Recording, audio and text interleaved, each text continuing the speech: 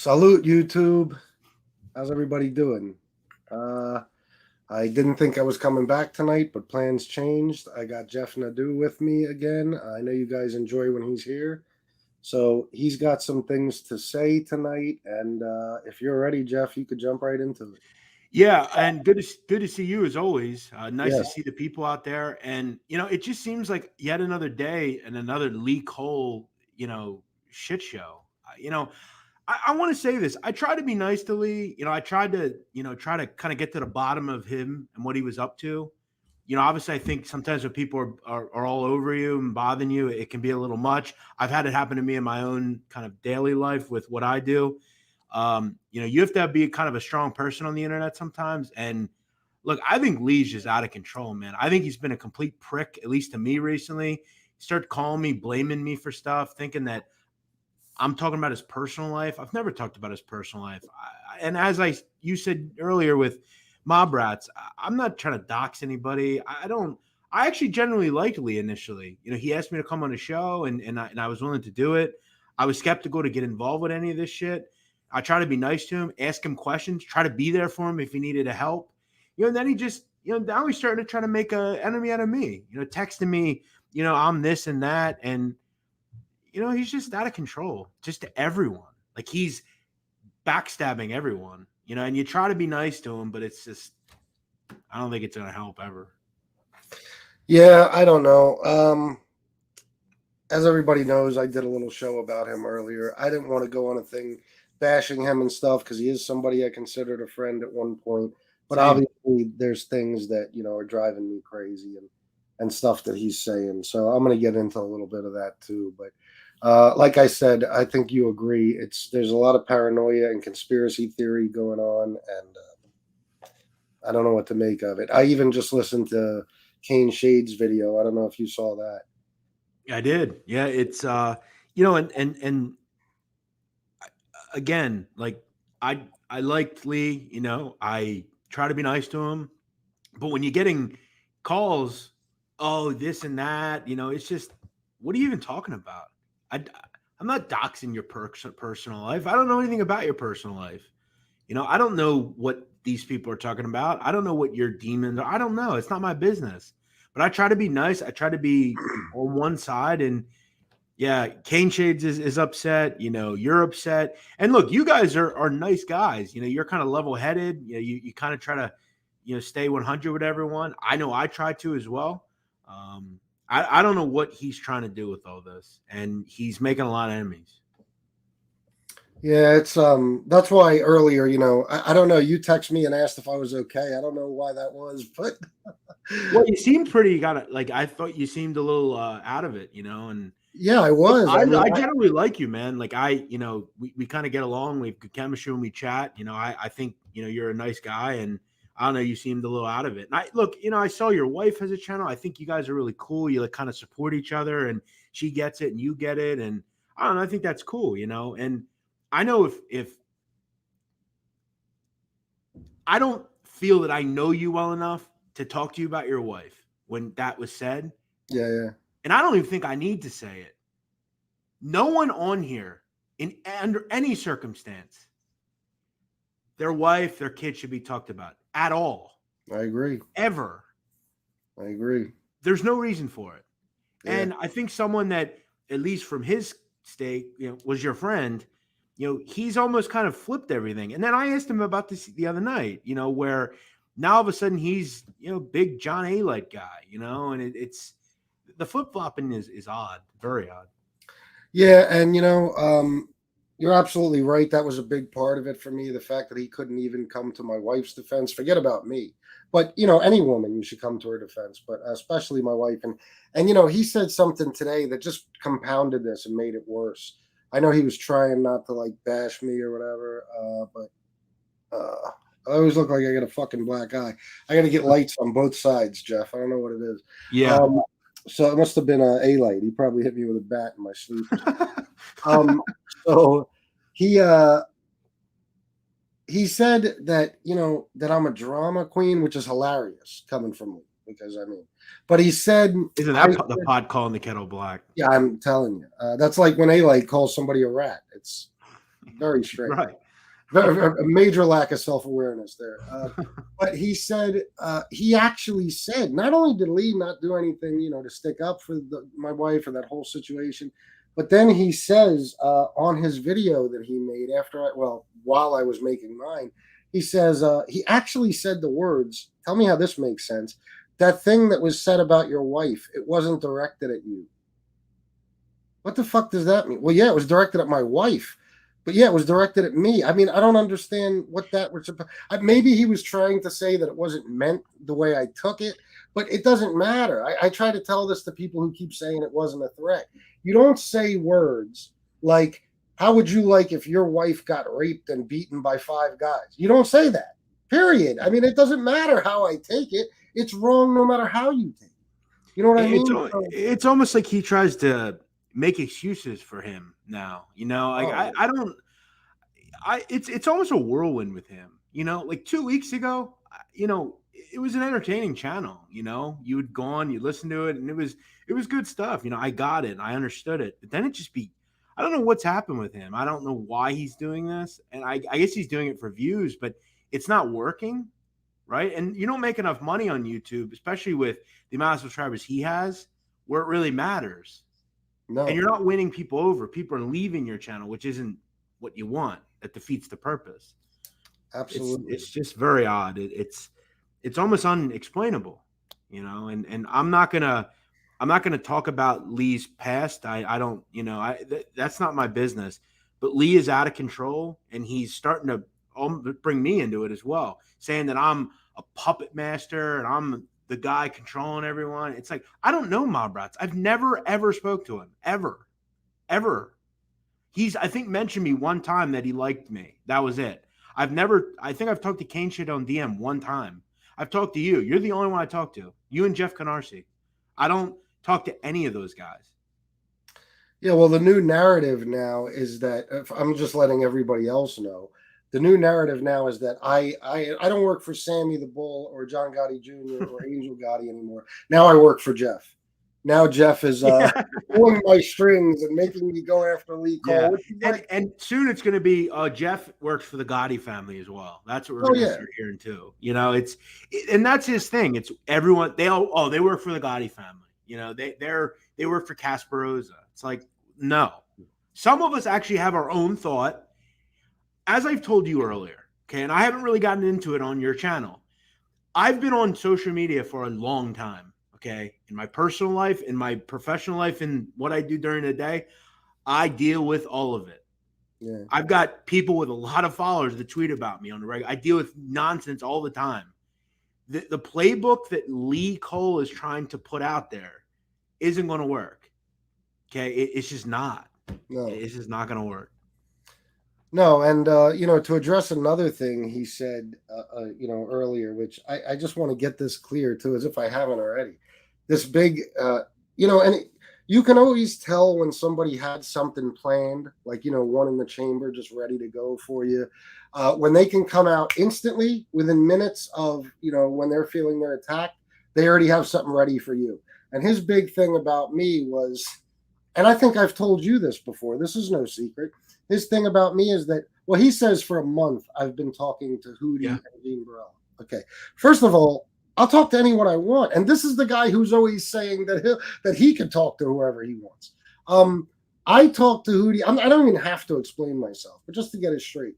After I said some things on a video about Hootie got a hold of me on Instagram. I talked to him once or twice, and mainly he just wanted to get in contact with Lee Cole because he thought Lee Cole was going to attack him with some stuff that wasn't true. So I linked them up. I don't think I talked to Hootie since. Gene Barello, I talked to after me and him went after each other for a little while. We traded a couple of messages talking about, basically squashing the beef, that he said he has no problem with me and everything's cool. I said, that's fine. I only attacked you because you attacked me, which everybody knows is true because I used to make a point of saying that I don't attack Gene because I don't know Gene. And my problem isn't with him. It's with his partner. And then, since then I've talked to Gene from time to time, and I'll talk to him whenever I feel like it if I want to. We're not friends. We're not buddies. I'm not going to be interviewing Gene. That's another thing Lee said. Let's see who gets the first interview with Gene. Don't worry, Lee. You can have it. Okay, I have no desire to interview Gene. It's never even been discussed. Okay, it's not somebody I'm interested in interviewing. And for him to say this is extra funny because what really needs to be explained isn't me talking to two people I never had a problem with. It's him talking to John Alight because he's not just doing a show with him. They're buddies now. They talk on the phone. They Seems chat. like that. Seems Yeah, like that. I mean they're friends. Well, So maybe he's that's working what for needs to be explained. maybe he's working for John Alight. Oh, there you go. That'll be, maybe we should put a theory out there. Yeah, since he wants to say everybody else is working for everyone. Two things about him. First of all, I'm sure at some point we'll get to some mob stuff. I know people will probably ask about that. If you have questions, I'm sure we'll talk about that. One thing I have a problem that he does, and I have no problem if someone in your chat says something really vile, get them out. There's nothing wrong with that. Yeah. But I was watching a show today, and if you just said anything that Lee found prickly, he was being a complete prick to people. Yeah. No one can have an opinion if you don't agree with him. If you're not, you don't hate mob rats or you don't hate, whoever. He has these 80% of the comments were deleted. You're completely ostracizing your fan base, Lee. I don't know why you're doing that, and it's not right. It seems like you're hiding stuff, and that's not a way to build a channel, and you shouldn't be doing it. I saw literally every comment being deleted. I mean, what the fuck is that? That's what I heard. I mean, I didn't really see. Like I said, I wish I was just sitting around so I could have actually watched it. Then I would have caught when A-Light came on, but I didn't. I didn't catch it from the beginning. I kind of caught it at the end, and what caught my attention is when he started talking about how he was wrong about A-Light and he really was a gangster, and I'm like, oh god, here we go. And maybe that's why psychologically, maybe that's why, because everything is projection with a lot of people. They're constantly projecting, and maybe that's why he thinks that we're all having our strings pulled because he's having his strings pulled. You know what I mean? So, in other words, when you're somebody who's always kind of being molded into someone else's, image and shaped into what they want you to be, and you're being told what to do and say, then the first thing you're going to think when somebody does something you don't like is that someone is doing that to them, that they're being, controlled. He's almost being backed into a corner, and he's just throwing out stuff. He's throwing Hail Marys. Oh, that fat ball to sin works for the Gottis or Gravano or. And he's ostracizing his people. It's just very odd. He also thinks and I want to make this clear. He also thinks I'm a journalist. I'm not. I don't work for any newspaper. Okay, I don't. Are you sure, Jeff? Yeah, I'm not a journal. I'm not. I promise. I have worked for Barstool. People have asked me. Yes, I have. I know Dave. We talked today. I've done all that. I have a podcast. I'm not a journalist, though. I don't work for the New York Post. I don't work for the New York Times. I don't work for anybody. I'm not some, news guy. Yeah. Thin Gray Line, $4.99. Thank you, Jeff. He scolded you for cursing. Oh yeah. He interviewed you, and all he did was curse, going after MRE. Total hypocrite. Exactly. Yeah, I said the F word one time, and he scolded me like he's my father. Don't say that. We're putting soap in your mouth. What? I know. All he does is say nonsense. Yeah, that was weird to me, but that was just a way of kind of, stifling you for a little and shutting you up. You know what I mean? I will be nice to everyone. I will always try to give Lee. If you're nice to me, I'll be nice to you back. But Lee's starting to, just throw nonsense out there and just really call me a He was calling me a weasel earlier and just bullshit, man. And another thing about Sicilian, I've never created a video. I never am going to go out and slam him on a channel. I don't do that. If you go on my YouTube, you'll see it. I just started. I don't do that.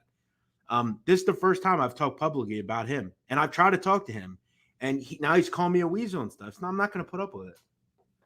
Yeah, and look, a lot of people, like I was saying earlier, and I keep getting comments, and I know, I'm not passive aggressive, and I don't hold things in. I always let things out right away, and this time I tried something different, and because people are curious now, what brought this on? What because they saw Lee's show today, and they didn't really see him say anything outright disrespectful towards me or anything. So what I got to try to explain to people is, I did something I don't usually do, and I let this build. And it was for a lot of reasons. One of them being that I was kind of hoping that Lee would get a grip and this would all come to an end. But today wasn't, just a big blow up. Today was the final straw. Like, it's one thing if you're going to have a light on and you're going to, hold his feet to the fire. He's friends with A-Light. That was made clear. Okay. You totally flipped and contradicted everything you ever said. It's totally hypocritical. It makes everything you ever said seem like a lie and disingenuous. And I'm just, that was just compounded on with everything else. The stuff about little Frankie that got hit by the car and I when he had that show, I called him and said right to him, Lee, that was way. And today I called him and I said, you talking about John Sr., that was way out of line. If you don't like Angel or whatever, fine. But don't feed that nonsense out there that everyone that's bullshit. The biggest issue I have with him as well is it's always poor Lee Cole. Everyone's got to feel bad for Lee. We made Lee feel bad. They're all ganging up on me. I'm the victim. No, you aren't. You're the one that goads everybody. They come back and say, you know what? We're not going to put up with your nonsense. We're not going to kiss your ass like some people do. And poor Lee. Everyone's got to feel bad for Lee. Not no more. I tried being nice to him, and now I'm done with him. Yeah, I saw somebody in his comments on that video he made saying,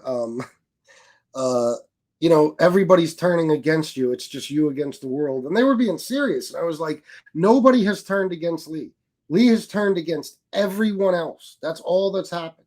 You know what I mean? And that's why, like I was saying, I just think that this, at least for me, as far as I'm concerned, this was just the icing on the cake, him becoming friends with A-Light. That was just the one step too far, on top of all the other stuff, talking about, using a 16-year-old boy's death for entertainment and to get your grievances out, then using a 12-year-old boy's death for entertainment to get your grievances out and to blame the 12-year-old himself for his own death. Then turning on Jimmy Calandra, then turning on Mob Rats Exposed, then turning on Angel Gotti.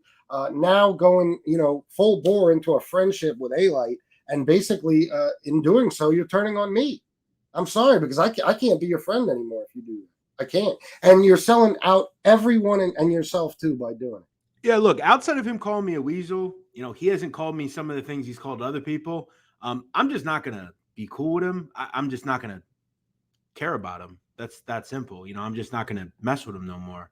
I think it was you or Mob Rats. You made a comment about everybody. We all kind of are doing something similar. At least I know you. I think you're trying to get your show to a different kind of level where you talk about all sorts of stuff and interview people, whatever. And I'm trying to do what I'm doing, and everyone's trying to do what they do. And he's throwing a knife in it and just trying to fuck it all up. It's just weird. It is. It's very weird. Jay Savage, $5. Thank you. FBS salute. Glad to see you moving forward. Hindsight is 2020. I knew you were holding back, and what you did today was coming soon. Grazie. Yeah, grazie, Jay Savage. I don't know. I mean, I was holding back, and it was coming. You know what I mean?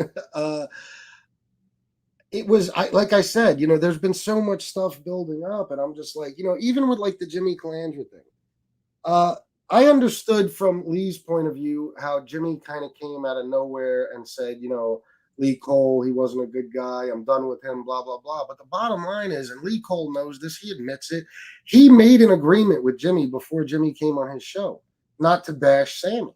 You know what I mean? And then he bashed him and bashed him and bashed him day after day. I think you have to stick with the script. If you say you're going to do something, you can't just throw a wrench in it and say, oh, no, I'm not going to do that. And that's a great point by you. That kind of really, you lose trust when you do that to people. And another thing, no offense to him, he should not talk about the mob at all. He shouldn't. He is unqualified to talk about it completely. There are some people that just shouldn't talk about things. We can't keep rewriting history. And he seems like he has every interest in doing that. That stuff he said about John Sr. was not true whatsoever. No. It just wasn't. he shouldn't be talking about it. He just shouldn't. He doesn't know anything about it. He's clueless.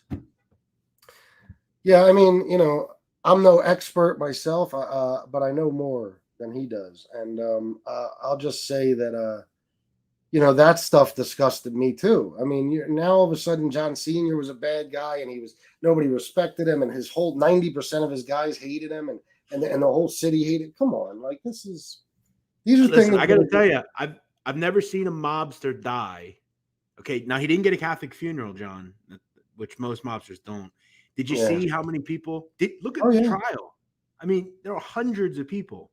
John Gotti has captivated America from a mob standpoint. Was he the greatest boss in the history of the mob? No, he was not.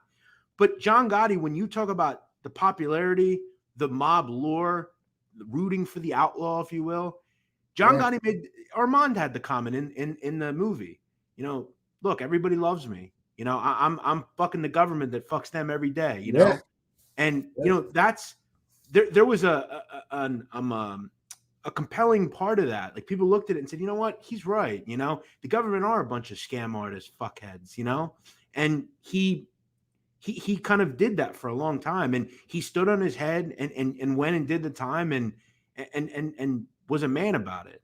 There wasn't anyone. The only ones that hated him were the jealous ones. They wanted the spot. There were a couple maybe, but people didn't hate him. His people didn't hate him. That's nonsense. No, and he'll go down in history as exactly what he was. You know what I mean? And he was a man's man all the way. He was a gangster's gangster. You know what I mean? And they don't make him like that. That's for sure. So yeah, it's all ridiculous. It's getting sillier and sillier as time goes on. And who knew it would ever lead up to the point where all of a sudden John A-Light was the real gangster? Because that's what he said today. John A-Light was a real gangster. John Gotti Jr. He was. Then he starts going off about John Gotti Jr. When just 2 weeks ago it was the complete opposite, and I can't wrap my mind around it. I don't understand. Yeah, it's almost type shit. It's almost exhausting trying to keep up with where he is from day to day. Mm-hmm. In a calendar week, he's went from loving the Gottis, a day later hating them, and now he completely is in love with their bitter enemy, all in 1 week. I know. And also, he's thrown every single person that has tried to be a friend to him or nice to him and completely thrown them under the bus. Like even Cane Shades. Cane Shades said to him, from what he was saying, like they just saw the channels going different ways. He says one nice thing about it and then goes, yeah, but he gave up when it was too tough. It's like, yeah, no, he just didn't want to go down the flip-flop road that you did. Yeah. It's really. And you know what? I got to commend Shades for that. I watched his video and I was proud to see that. He stuck to his guns and he stuck to his word, and I give him props for that, without a doubt. So yeah, credit to Cane Shades.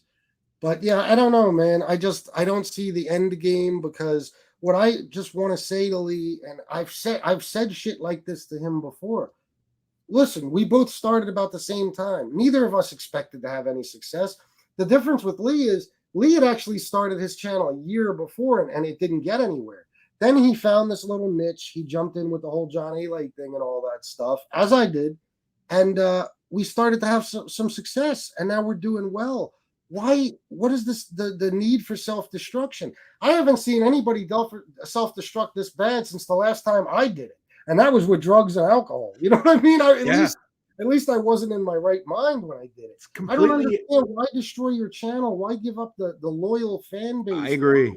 It's completely off the deep end. I first discovered Lee, and I actually, on my own show, I reached out to Jimmy. This was about 2 months ago.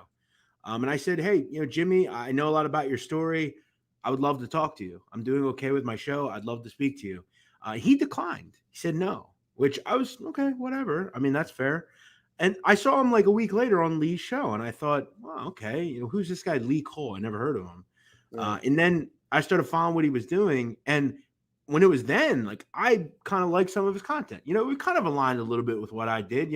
I know that John A-Light is a an elaborate. He elaborates everything. He goes way off the deep end with everything, and I kind of aligned with what he was into. But yeah, you're right. He's built something, and he had a reason for building it. He wanted to build it. Now it's just completely just blowing up in his face. It's odd. Yeah, I mean, I don't understand the point of it. I don't get it either. It's confusing to me, and it's kind of sad. But you know, there's nothing I can do. I mean, I just had to separate myself because I will not. I can't be associated if you're going to be friends with Johnny Light. I'm sorry, I can't. You know what I mean? And you're not doing the right thing in a lot of other areas. So I had to. And you know what? I got some comments before I came on here. People saying like this is like a soap opera and talking about the content creators fighting, and they're right. And I made a video a couple of weeks ago that I was done with all that shit. So I will say this: unless Lee decides to come back with another video at me, which I guarantee you he will, he has to. Oh yeah, he'll go off on me as well tomorrow. Yeah, tomorrow in the afternoon there will be a video bashing both of us. Unless he does that, after this show, I'm done talking about it because I'm not even going to play into the game of giving you content. You know what I mean? By having a little war with you. I have no desire to have a war with you. I don't even wish any bad on Lee. I wish him the best. I hope his channel does well, and that's it. I mean, but after this show, I'm done. Everything I'm saying, he'll take it as like a slap, you know? I'm trying to help him. I've made a lot of mistakes doing this over the decade I've done it. I have. I admit that. I made a lot of mistakes. And he has a niche of something, and whether he believes it or not, he had a little foothold in it. And he takes everything as a slight.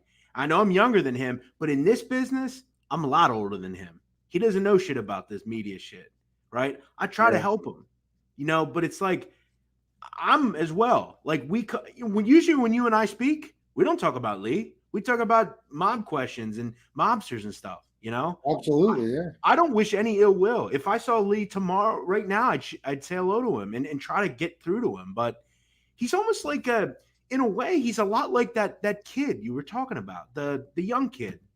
Sonny Money. Yeah, you can't get through to him. Everybody's out to get him, you know? And I don't know that kid either, you know? And he has an excuse. He's a young dude, you know? But it's just and again, he'll take everything I'm saying as that fucking weasel, you know, fuck him. Yeah, let me tell you something about him. You know, he said it to me a couple of times. He's like, well, from what I understand, you know, you have a lot of baggage, so you shouldn't talk. And it's like, what are you talking about, Lee? I don't know you. You don't know me. You know, it's always poor Lee. So I'm done with him after tonight as well. And you know, we can come on and I can rap to you for 3 hours about the mob. You know, I don't need to sit here and talk about Lee Cole.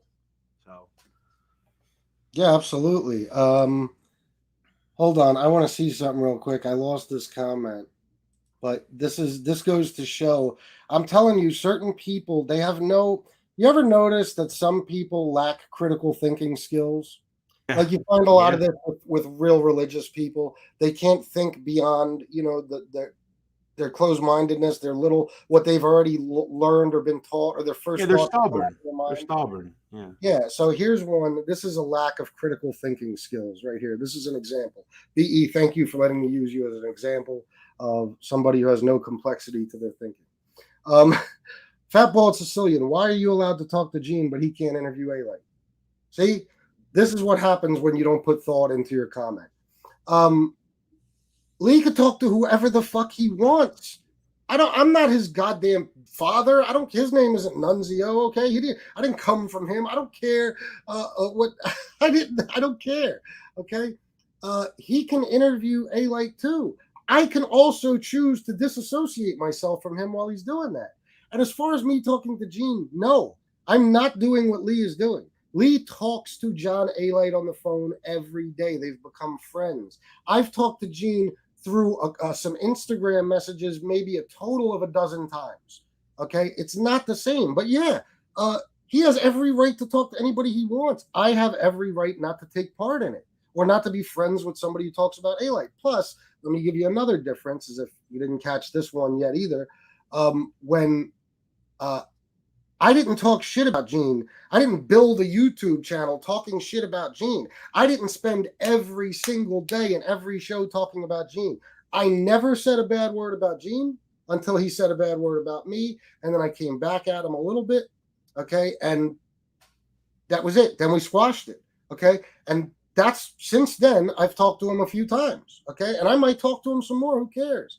But that's the difference. Okay. That's why there's a big deal out of this, because I didn't create an entire channel and my whole image and everything else off of bashing Gene Borello, and then become bosom buddies with him and have him on my show and everything else. That's what Lee is doing with John Alite. Okay, moving on. These comments, bro, I get ones that are like so simple-minded. I'm like, what are you talking about? Yeah, I don't know. You get those people that they don't seem very self-aware, and they seem a little stubborn with some things. Listen, I've also said to Lee as well that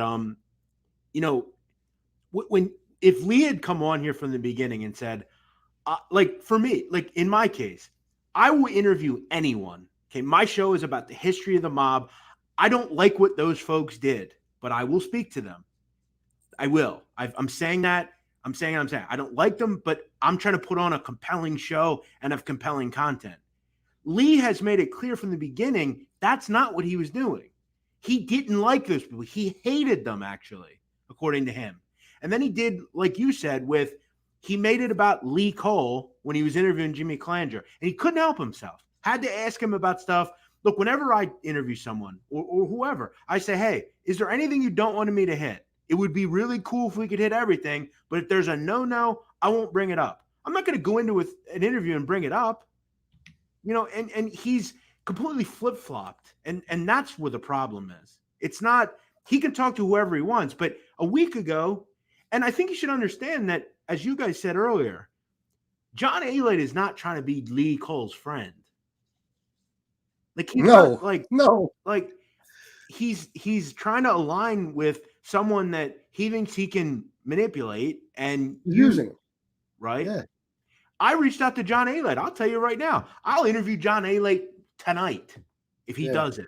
I want to speak to John because I'll ask him the questions, but he'll never do an interview with me because he knows I'm not going to feed into his nonsense and get all starstruck because it's John Alite. John Alite to me is an inconsequential person in the history of the Cosa Nostra thing. Absolutely. But I want to talk to him. I want to ask him questions. Lee will just fawn over him. Lee isn't going to ask him anything. Oh. And that's where people have a problem with what Lee's done. He could talk to whoever he wants, but last week he hated those people. I listened to the playback of his show just before we came on, and the excitement in his voice when he saw John Alite in the comments. Hey, everybody, it's Johnny Alite. It's not a troll. It's not, nobody's fucking around. This is actually him. It's Johnny Alite. And I'm like, oh my God. I wanted to throw up. Are you fucking kidding me? Well, I got a kick out of it the other night when I was on the show with him and Mike Jacobs comes in. That guy, you know Mike Jacobs? What, on that MCS? What are you talking about? No, he, when I was talking with Lee the other night, a commenter comes in with the name Mike Jacobs and starts telling me that I got it all wrong and that's not John and that's not who he is. And he comes in and starts talking like my guy Mike Jacobs. Oh my God. Like Lee is super connected with those people now. That's what people don't get, that this is not just an interview, guys. You understand? He's built a whole relationship. What do you think? Jimmy Alite just happened to be on his show. He had already been talking to John Alite before that. That's why he's paranoid, because he does this sneaky shit, and then he thinks the rest of us are being sneaky. I never kept it a secret that I talked to Hootie or Gene Borello. It's no big deal. Who gives a fuck? It doesn't. And let me ask you, why even bring that up? Well, it's because that was his gotcha thing. No, that's his thing. He's what is the word I'm looking for? He's bitter. Like he gets back into it's like he did with Angel. He was upset that something happened, so he just starts going into these idiotic soliloquies about a 12-year-old kid. It was his fault, and John was, hated by everyone. Like, it's just stupid. It's not even. That's another thing that's disingenuous. It wasn't that he cared about Alan Kaiser. It was that he wanted to go after Sammy full bore with both barrels, and the best way he could do it was to use this kid's death. That's the bottom line. And just like what you just said, when he wanted to go after Angel, what's the best way to do it? bring up the death of her little brother. I mean, of all fucking things. Maybe that's why he didn't see anything wrong with what John A. Light said, directed at my wife, because he would say that. Because he's the same type of guy that'll stoop that low and just hit below the fucking belt. You know what I mean? So that's why he didn't see anything wrong with that, because he would do the same thing. And I just can't do that. I'm not bringing your kids, your wife. Yep. God forbid, I would never bring in dead loved ones into it. I mean, I just can't. I can't wrap my mind around it. It's not something you do. And, Lee, I'll say this again. I don't wish any ill will on him. I hope he has success with his channel. I genuinely liked him at one point, and I'm not anymore. I'm not going to call him. I'm not going to chat with him. I'm just, I think he lost a friend personally, and sure with you as well. He did. So, it's his own fault. Yeah. Yeah, and that's pretty much. That's the gist of it. Because Lee should have a channel that talks about wrestling or something that he knows. This is something that he shouldn't be talking about. I think it's really problematic. Just my thought. I think he wants to be anywhere he could find enemies. And another thing I wanted to bring up that I saw in the comments, somebody said that Gene Borello, that he said that Gene Borello told him the first time they talked, because I did link them up.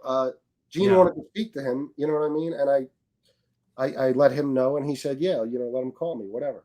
And he's also been talking to him constantly. He's talking about me talking to Gene. I haven't talked to Gene 1% of the amount that he's talked to Gene. But he said that Gene said to him, I got fat bald Sicilian in my pocket. All right. Now, again, nobody has me in their pocket. Or you know what? If Gene had me in his pocket, who would I be going after right now? Angel Gotti and the Gotti family. You know what I mean? And right. People have tried to sway me that way, and I won't do it because nobody has me in their pocket. The bottom line is John A. Light has him in his pocket now. You know what I mean? And he's easily manipulated, and he's being used. And it's like you said, you think John A. Light gives a fuck? Another thing Lee said to me that was so funny. Lee, or not to me, on his show, he said that I called him after the Jimmy A. Light appearance and said, did Jimmy say anything about me? Now he made that sound like as if I was some fanboy. I asked that in his live chat too. I said, I hope he says something about me because I'm ready for him. And when I called Lee, and I didn't even call Lee, he called me. I was out at go-karts with my stepson. My first question was, did he say anything about me? Very simply, because I want a reason to go after Jimmy A. Light. I'll be the first to admit it. You know what I mean? But he said in his show tonight that it was so funny that I asked that because Jimmy A. Light has never even heard of me. Now, how funny is that? Out of the two of us, me and Lee Cole, he heard of Lee Cole, but not me. What are the chances of that? It's always him trying to make people feel that he's above everybody. He tried to say that to me the other day. He tried to say, will you come in here all high and mighty, think you're better than everybody else? It's like, no, Lee, that's what you do. Everybody knows who you are. You're king shit and on the YouTube, that's his thing. He's a belittler. He's just a stubborn guy. I don't know what else to say about it. But testadora in Italian, it's a testadora, hard-headed. But it's this constant search for conflict and who's the next enemy and who's planning this and who's plotting against me. When I go to sleep at night, I'm excited to wake up the next morning because I'm finally at a point in my life where I love my life. You know what I mean? Yeah. I wake up happy. I'm excited to get on my phone and see what's going on MobTube. I'm excited to plan my day. I'm excited to shower and shave and see my wife and my stepkids. And him, though, when he goes to bed at night, there's this whole conspiracy theory going on in his head of who's out to get me. And when he wakes up, it's like, who's my target for the day and who hired this one? And, it's crazy. It doesn't make sense. Yeah, I think, and your commenter, one of your commenters just said it. I think he is a completely miserable guy, and he is at a point where he, is just out to get people, and he's trying to be the smartest guy in the room, and he's not the smartest guy in the room, and He is real miserable. That's a really good way to say it. And again, Leo could put a video out tomorrow, and it'll listen. The problem that he has with me, and I'll say it now. What's he going to say about me? My face is here. My name is out there. My government's out there. Call my parents. Tell them about. Call my sister. They don't. I get shit on the internet. I've gotten shit on the internet for 10 years. Lee Cole ain't going to say shit to me that I haven't heard before. Oh, you're fat fuck. You're ugly. Your hair looks like you're an asshole. Yeah, I've heard it all. So, say what you want, Lee. I mean, I try to be your friend, and I was just trying to help you, and you calling me a weasel and making shit up because you're so hurt. It's just fucking lame. Yeah, it is. I had to put this comment up. Beantown 916. Lee's tendies are hurt. That's just. I got a kick out of someone earlier. They said Lee's going to be getting cold tendies from Mrs. Aledo. Well, yeah, he's going to be over there eating fucking lunch with them now and shit. Yeah, it's crazy. Well, not even really, because like you said and like I said, this isn't serious on A-Light's part. A-Light just sees a way to get one of the people who's bashing him and trashing him to stop, and that's what he did. He was friendly with Lee. Lee was starstruck, and he was like, "Yeah, Mr. A-Light, whatever you need." And boom. Well, Lee is actually. He was saying earlier he's half Albanian now. But he was But he was close friends with Gotti Sr., as A-Light was, I'm sure. Lee was actually saying his name's actually Kolite, not Kolite. It's Kolite, yeah. Albanian. Kolite. Oh, shit. Kolelite. Yeah. They're going to call him Kolelite. That's funny shit. And you know what? The funny part is, and I know this is going to sound stupid after everything I just said, my goal is not to bash Lee now. I really didn't want to do that today. I just get aggravated, and then I see the stuff he said, and it's like, this is just, and this is my temper and the way I have to address things. If he makes a video tomorrow, I'm going to have to make one 10 times worse, and it'll go on for a little while. But there's only so much. Yeah, I mean, there's only so much you could say about it. I mean, that I haven't put out there already. What are you going to say? I'm a drug addict. I just lost my job. I smoked too many cigarettes. I'm bald. You know what I mean? I'm fat. It's almost like the 8 Mile movie when at the end when Eminem just like says everything bad about him in the rap. So nobody has nothing else to say. It's like, well, I got nothing to say. You got me. It's like I'm the same way. I've never been arrested, right? I've never been caught on anything. I don't have any demons, Do I have some demons? I got the Barstool stuff going on, but that's all I have. Like, that's the negative shit. There's some negative shit there, but that's it. Like, I don't hide myself, So I think we're kind of we can kind of get through all that shit. But you'll be fine. I'll be fine. Yeah. I'm sure at some point we'll, start talking about the mob. And like we said, we can sit here and talk about the mob for 2-3 hours. That's what people want. This shit will pass. Lee won't be able to pass, though, because this is all he can talk about. Yeah. And going back to what you said a minute ago, I obviously used the 8 Mile strategy from the day I started this channel. Why do you think I named it Fat Bald Sicilian? Yeah. What are you going to say about me? Exactly. Oh, he's fat. He's bald. You know what I mean? And then the first thing I did was tell everybody I was never part of the mob. I was a small-time criminal. I was kind of a scumbag. I was a drug addict. Like, I get that shit right out of the way before you could even throw it at me. I already told you, so no big deal.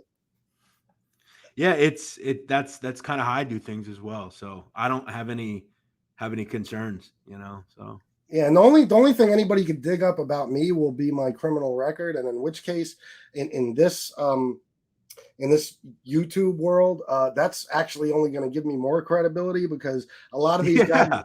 Yeah, a lot of these guys on here, they love to say I wasn't a street guy. I was never involved in any crime. If you pull up my my criminal record, you're going to give me way too much more credibility than you want me to have. So trust me, you might not want to go that route, but feel free.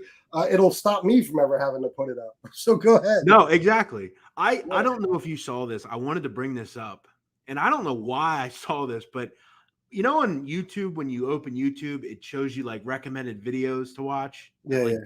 Connect with what you've been watching.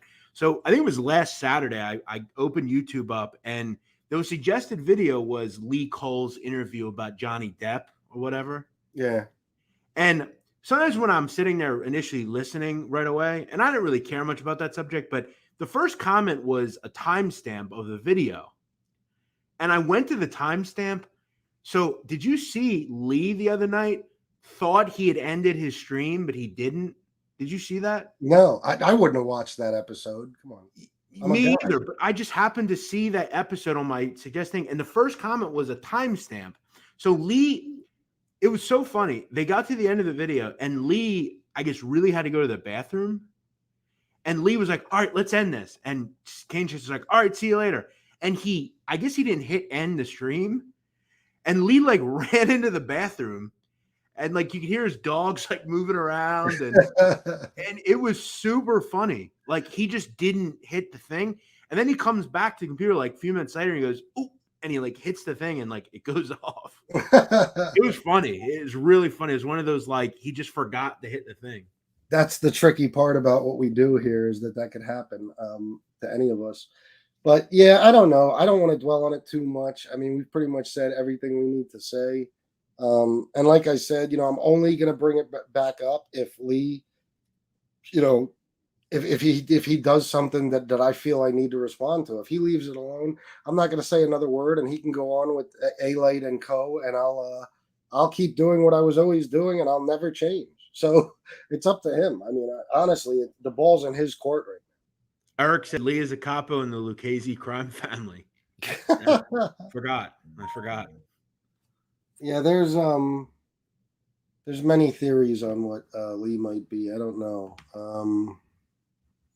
Like I said, Lee's now Albanian. That's what I've heard. So, well, yeah. If not, he's at least an honorary Albanian. I'm sure John A-Light will give him that honor. Yeah, John sent him the double bald eagle on the flag. Lee will have that in the back of instead of baseball is life, it'll say Albania is life. Albanian blood. Yeah. And he'll have the flag. The wrist tag. We go with this all the time. Like Florida flow. Yeah. Oh shit. All right. So you want to talk some mob shit? Yeah. Sure. Let's do it. All right. Why don't somebody get us started? Unless you have something in mind, give us some ideas of somebody you want to hear about.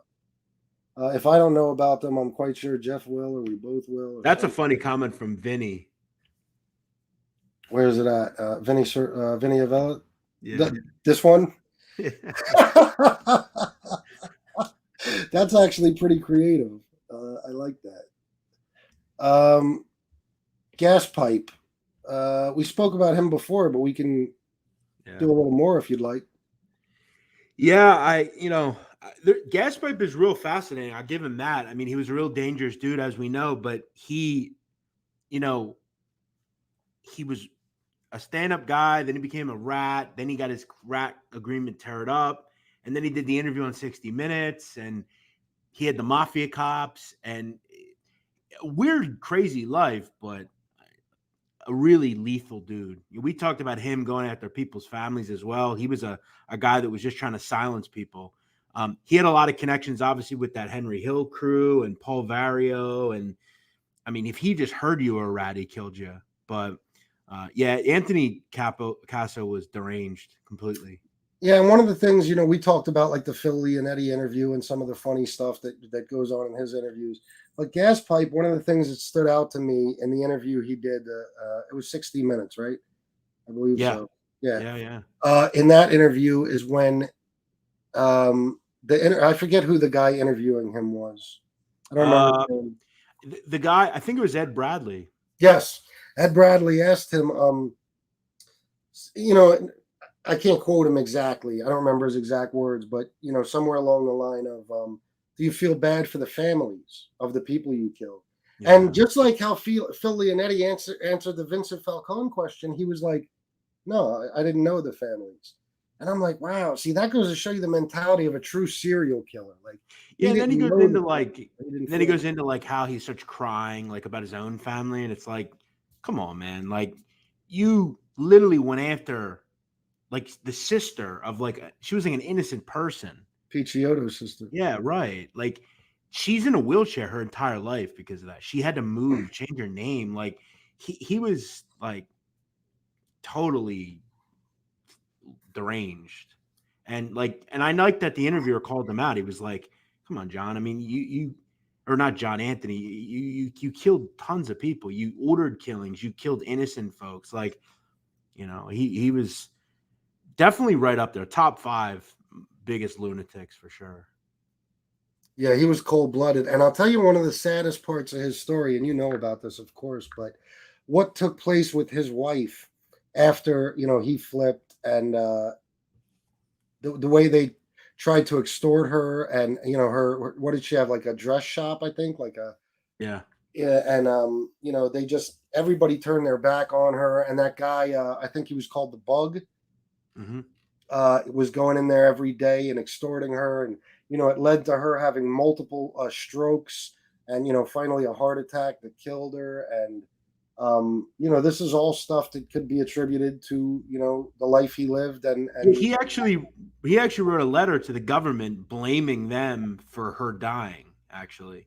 And he kind of blamed them that if this all didn't happen, you kind of crimped everything up and now she's dead because of it. It's like, well, no, you killed a lot of people and you did all this. He always tried to blame everyone.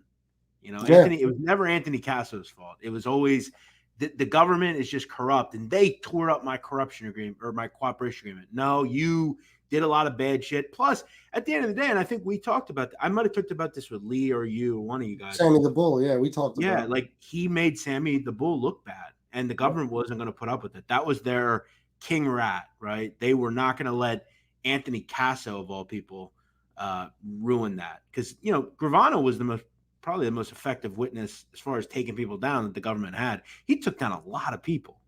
I mean, he Yeah, testified on a lot of people's trials. absolutely. Michael Grasso said this, and he said, this part I don't know, meaning Gaspipe's wife. So, yeah, just to get into that a little bit, and maybe Jeff can do it a little better, but basically, after Gaspipe made the decisions he made and got locked up and decided to cooperate, um, all of Cosa Nostra basically turned their backs on him, including his family. They refused. Nobody was going to help them. His wife opened a little dress shop, and basically there was a guy named the Bug. Do you remember his full name? Because I don't. I don't. I know when we did the show on Anthony Caso, we didn't talk a ton about his family. Just I did bring up the letter that he wrote about kind of blaming the government for her dying and stuff, but I didn't get too much into that story. No. Yeah, well, he basically, this guy they called the Bug, who was a big, terrifying guy killer. He would go to her shop and he would threaten her and extort her, and basically, she wasn't even able to maintain the business. I think she wound up losing the business altogether. And then, she had a stroke. I believe she recovered, and then it got to the point where I think she had a pretty massive stroke. On the way to the hospital, she had a series of, you know other strokes, and then she had a one or two heart attacks that finally killed her. But it was all based on what she was going through because Yeah. of Gaspipe's decision. I mean, it was he did this. I mean, she would have been fine. She would have been living her life. But this guy was extorting her. He had her scared to death. She was losing everything. They already pretty much lost everything. She was losing what was remaining of what they had. And it just wound up killing her. And it was horrible. If you read Gaspipe, the book, there's a chapter that talks about what happened to his wife, from being extorted to all the strokes and the heart attacks and the way she died. It was terrible. And, he says that he was in his cell screaming and crying. I'm sure he was. I'm sure he loved his wife. But the bottom line is this happened to her because of Yeah. his decisions. But I will say, and I respect Philip Carlo. I sure some of the stuff that he wrote was genuine, but I thought a lot of that book was bullshit. I didn't believe Philip Carlo a whole lot. I kind of look at that book a lot like Gotti's Rules, to be honest. Well, yeah, he wrote it from a biased view. He knew Gaspipe personally. They grew up like next door to Yeah. each other in Bensonhurst. And So, when you talk about Gaspipe, this is a guy that was a known serial cheater. Like he cheated on his wife the whole marriage. Like you didn't feel bad about it then, no. You wanted sympathy from people, which you weren't going to get it. I've always found Anthony Caso to be revolting personally. He Oh, was yeah. never a guy that I seemed to like. I thought he was a deranged lunatic. You want to kill, gangsters, that's fair. That's the business. But he had kind of a Kabani Savage feel to me, to be honest. Oh yeah, I he think was a sick bastard. yeah. And you look at the government was still willing to do a deal with him. After all he did, government was said, you know what, we hate people more than you. So you can, some of the guys, I guess you can kind of say, like Chiodo or, some of these guys that cooperate. It's like, well, okay, but that's the guy you give a deal to, Anthony Caso. I mean, he was the scum of the earth. Yeah, and in my opinion, if it wasn't for the stuff that he was saying about Sammy, they would have went through with the deal without a doubt. They don't care. They don't care who they place in the community next to you. They're not worried about him, so they don't care if you are. And they would have absolutely. Somebody said to me the other night, "There's no way Gaspipe was getting a deal." Yes, he was. I guarantee it. They would have went through with it if it wasn't for the fact that he said what he said about Sammy and that was gonna be in his 302s. Like that's what a lot of people don't get. Once he said that Sammy was a major drug dealer and Mm-hmm. Sammy, had a higher body count than he testified to, that would have been in his 302s. In any case he would have testified in, the defense would have used those 302s to, basically destroy his credibility or to cross-examine him, and that would have been it.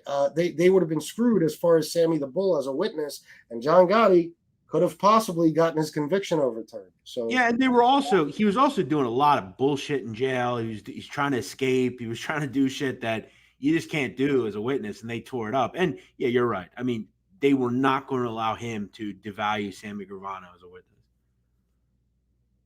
yeah, absolutely not. What about this one?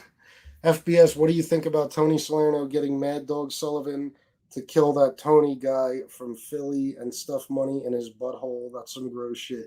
Now, I know a good bit about Mad Dog Sullivan, and I know that Tony Salerno used him for a lot of shit, which was kind of fucked up because Mad Dog was killing Italians, basically, and I believe other Irishmen, wasn't he, for Tony Salerno? Yeah, and look, it wasn't necessarily for Tony Salerno.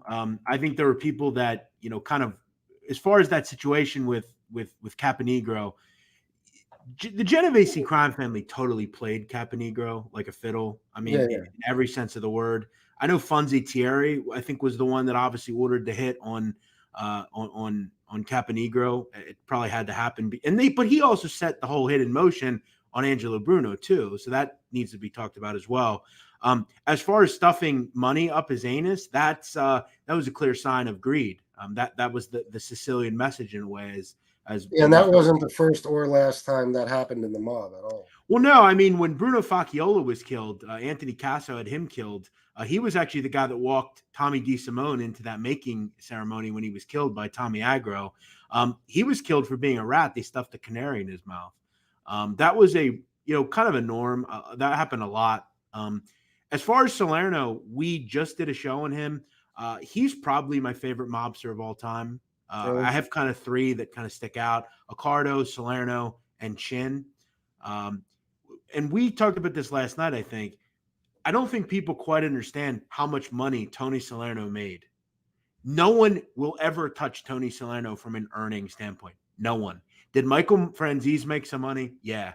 You have to think about this. In the 60s, from numbers alone, one guy, he was a capo at the time, he was making $50 million a year in the 60s. Consider that today, that's like $400 million off Yeah. one racket. Think about when he got into construction and union racketeering and all that concrete. I mean, it's just there was nobody bigger than Tony. As far as Mad Dog Sullivan, though, yeah, he's I think everything Richard Kuklinski thought he was. Hmm. Mad Dog Sullivan was actually out doing it, and he definitely killed Caponegro. He was the guy that made that happen. Yeah, Mad Dog Sullivan was a lunatic, and his story is very interesting. From when they were stealing the money from the jar that was for his dad. You remember that? I do. I've heard about that story. Yes. Yeah, there was a jar that they kept in a bar, and they were supposed to be collecting money for his family because his Oh, dad right. had passed away. And Yep. then he caught somebody stealing money from it. And I believe, if I'm correct, I believe he killed that guy. I think I think there was I think mobsters did something on him at one point, and Yeah, they talked about it. But yeah, Philly with Caponegro, Philly was after Angelo Bruno, once that Caponegro hit went down, they killed Bruno. By the way, I think John Stanfield was involved with that. When you look at John Stanfield was literally sitting in the seat. He He happened to put the just window down. Yeah, I believe that. Yeah, I believe absolutely that he was part of that. Yep. No, Yeah, it's crazy. And once that happened, the Philip Testa stuff happens, and the Nicky Scarfo, and it's been a complete mess here ever since. So yeah, it was a crazy family. Oh, look who's here. Get the fuck out of here. Ooh, there Look he who we is. got. How Hey, much? John, let me show you something, John. It's a real Albanian right here, cuz. How much are Junior and Angel paying you? Not enough, John.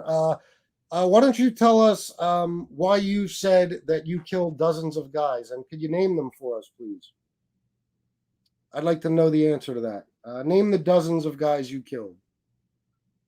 And yeah, I wanted to be put on record. I don't work for anybody. I'm my own man, Yeah, John. no.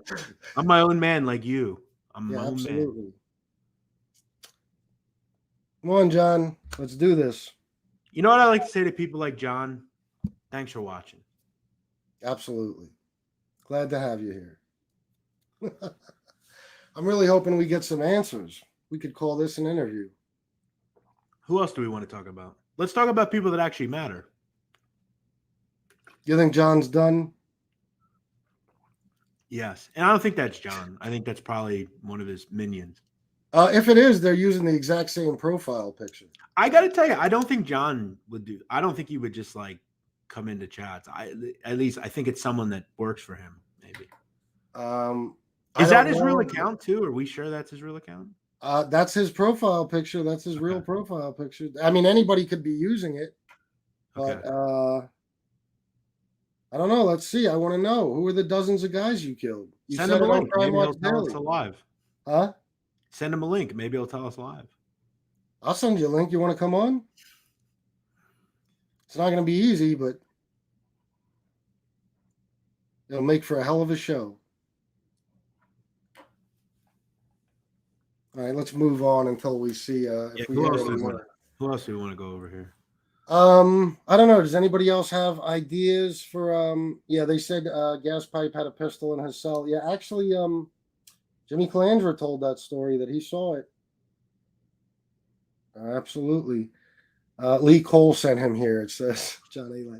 What other ideas? Who do you guys Cole want to crime family? Yeah. We'll leave it up to you guys.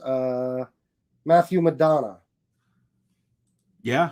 Yeah, I think I saw Chris made a comment about I think he said what I said about Tony Salerno wasn't correct. Maybe he can elaborate on that a little bit. Yeah, I mean, Matty Madonna is a guy that is still alive, old guy. There was some rumors that Matty had passed away. He was a big drug dealer. I mean, really since the late 50s. He knew Nicky Barnes, and he was moving a lot of weight around, and he's been a guy that's been really active up until kind of like right now. Obviously, we know that John Panisi, was involved with him. And I think he's doing a murder beef on that Michael Meldish murder. So, yeah, he's a guy that obviously had a long career. He's been in the stuff since the 50s. I mean, he's 85. So, Matt Madonna will die in prison. Yeah, it should be easy enough to find out if he died, right? I don't think he did. He's not dead. I know that for a fact. Yeah, I didn't think According to the BOP website, he's still alive. Yeah. Let me see something. Okay. Yeah, so I don't know. That's the easiest way to check. I am on that fucking federal inmate locator so often because you know what I mean? I got some friends that are in the feds too. Like I got a friend that's in Raybrook, which is where Gotti Jr. was, and also that's where Tommy Reynolds is now. He gets out in 2036. Yeah, I saw that the other day, actually. I think Lee made a comment that he's not going to ever get out. He made a comment about that. And I said, yeah, he gets out in 15 years, I think. Yeah. Yo, Tommy Reynolds? Yeah. He gets out 2036. Yeah. And Fabrizio gets out 2030. It's crazy. Danny, Tommy Reynolds sorry. will be 66 years old when he gets out. Yes, he will. He'll be in his 60s, right? Someone said something about Anthony Nicodemo. Uh, are you asking me about him? Yes, Anthony was. He's locked up. He's got 50 years. He was hit up in that DPHO murder down in Philly a couple of years ago. I actually lived in Philly at the time. I lived about a block from where that happened on Eisbinger Street, and yeah, I mean he still holds that he didn't commit that, and yeah, he's doing a long state bid on that. Got a couple young kids and a wife, and he'll be an old man when he gets out, but he's standing tall with it. Yeah, I'm just reading some of these comments. I heard everything you said, but yeah, he's standing tall. But some of these comments are hilarious, man. I don't know if you're watching. Yeah, no, some of them are very funny. I got thrown off because there's a fucking username. Lee Cole is not gay. I didn't see that, but people love to use his name for shit. Who else we got? Vic Amuso. Allen Brock, that is actually a story that happened. I've heard that story, and it is true. Tony didn't ask him for a job. Tony asked Michael for some jobs for some of the people that were doing work for him. Yeah. He made a comment that none of them could make money, and that Michael was making money. Can they? Because remember, in that gas tax scheme, a lot of families are involved. In fact, all the families are involved in some way. And he told the story that Tony summoned him to the Palma Boys and said, "Can you give some of these, quote, Mama Lukes a job?" And Tony made a comment about Michael offered him $1,500 a week, and he goes, $1,500? Give me 15, give me 1,000, give them 500. 500, yeah. And I always thought that was a funny story. That seems like something he would do. Yep. That's how he ended up disappearing. Who? John. He disappeared. Oh yeah, well, shocker, right? That just goes to show you it really was him. How much are Junior and Angel? Which one is it, John? I thought I was working for Sammy. Apparently, when you had your pink shirt on. Yeah, didn't he say it the other day? Sammy, and now I'm working for John and Angel again. Jesus Christ! When are these people going to start paying me for this work I'm doing? I think I'm doing a pretty good job, and maybe you should start working for them. Yeah, well, shit. Offer me a job. Let's see what happens. I could use one right now. Sammy, John Jr., whoever. Give me a call. Let me know. Somebody just said, "Fuck you, A-Light, you lie," but I'm not sure who they're talking about. Oh, you know what I wanted to get to? Because we touched on it the other day, but we never got back to it. And I had spoken about this guy when I did a little video about some mob movies and stuff. I think one of the most intriguing stories out there, that's another one that's not as well known as, some that are, straight from like the Gotti era and the Five Families, is the story of Danny Green. Mm-hmm. Yeah, you mentioned Jimmy the Weasel the other day. Jimmy the Weasel originally was from Cleveland. Yeah. And he went out to LA. But yeah, Danny Green was a guy that, obviously had, was really proud of being Irish, and he loved bombs, man. That was his method of killing people. And he kind of turned Cleveland on its head for a long time. He was a tough guy. He was really involved with unions and the waterfront, and made money, in a town that was obviously dominated by Italians. He set up the Celtic Club, and kind of went to war with people. They were blowing stuff up, and he would end up dying in that parking lot. But yeah, I always found him to be a pretty interesting guy as well.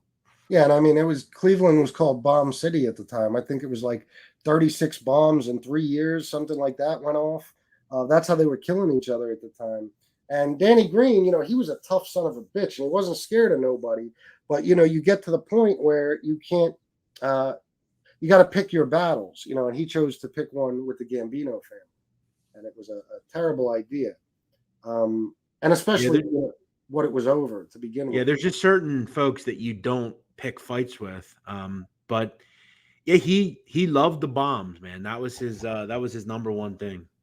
Yeah, and that was also, that was in the 70s. It's not like it's now. So I mean, back then you pick a fight, whether it was over the 70 grand or whatever, that he owed.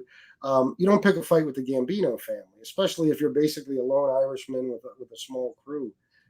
It wasn't going to work out well in the end for him, and it didn't. And another part about it that I love is you can go on YouTube and you can find the original footage. They used some of it in Kill the Irishman, but you could find original footage from when he was blown up, and you could see his hand on the ground with his finger or his arm on the ground with his finger kind of sticking out. It looked like he was making the sign of the gun, and that was always a fascinating story to me because he was a I bad always dude. remember I always remember he was interviewed one time on TV, and he said like the quote like, these like people in the mafia, they can come after me, they know where to find me, I'm not hard to find, I'm at the Celtic Club. And like he was a tough dude, man. Yeah, absolutely. He was, and his story is one of the ones I think that movie is one of the best. Honestly, I know not many people would agree with me, but I think that was a terrific mob movie. Yeah, I actually agree with you. I think Ray Stevenson played Danny Green. I thought he did a great job. I know Vincent D'Onofrio's in it, and Paul Sorvino. I think he plays Tony Salerno, actually. Paul Sorvino. He does, and Christopher Walken. I mean, you Yeah, he can't was go wrong Shandor with Burns. Yeah, yeah, Yeah, to right. have him in there. I mean, and he played that scene where he looks back at Danny Green right before he opens the car door and the bomb goes off. Hmm. That was done perfectly. No, it's a good movie. It's pretty new as well. It's not one of these old films, but yeah, I actually like it as well. Yeah, and then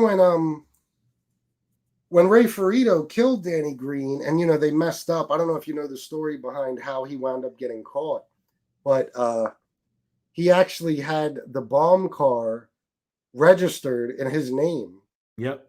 and they found the VIN number, and they were able to trace the car back to him. Yeah. And I remember I think in they did a Danny Green Mobsters episode of him, and I remember at the end they discussed that. Yeah. Yeah, and he in the end wound up taking out a huge portion of Cosa Nostra. I mean, he really took out a lot of people with his testimony and stuff. And it's weird because, like they said, and I think they said it in the movie, it kind of led to Danny Green almost accomplishing in death what he wanted to accomplish in life. He took Right. out a big chunk of the mafia. You know what I Yep. mean? Because it led, it wasn't just Cleveland. It led to New York and Pittsburgh and Mhm. L.A. and all kinds of other places. Major mob figures were taken down as a result of that. Yeah, and I think another way they found Ray Ferrito was they went into his house and he had like a picture of Danny Green in like as almost like a hit contract kind of thing, and they were out look. He was out looking for him, and yeah, I think he died as far as I remember. Ray Ferrito, I think he died in the '90s sometime. But yeah, you're totally right. A very interesting story. Yeah, it's one of my favorites. What else can we talk about here? What do you guys got? Give us some ideas because otherwise we'll just freestyle some shit. You know what? I feel bad because I'm always very careful not to do live shows when anybody else is. And I think Mob Rats was on live. I feel like shit about that because, uh, Is he? excuse me. Yeah, I try not to take anybody's viewers, and I certainly don't want us to be sharing viewers. But I think I did that, and I apologize, Mob Rats, if you were still on live when we started the show. But we kind of decided this at the last minute. Uh, Yeah, so we had some things to say about our buddy, but yeah, yeah, agreed. Someone asked, "How about Russell Bufalino? Do I think he was involved with JFK?" You know, I think Russell was super powerful. He had a lot of connections. He knew a lot of people. Um, I don't have necessarily the same feels as I once had on him, just because I don't think he was involved necessarily directly with the Jimmy Hoffa stuff, like they led you to believe in that film. Was he involved with JFK? I think that was more Marcello's doing and Traficante's doing. But Russ Buffalino was a rich man. He had a lot of stuff tied up in legitimate business. He died in his house, by himself, and he didn't go to jail really at all. And he was super powerful and super rich. Yes. James Jamieson, why did little Nicky go after the hunchback?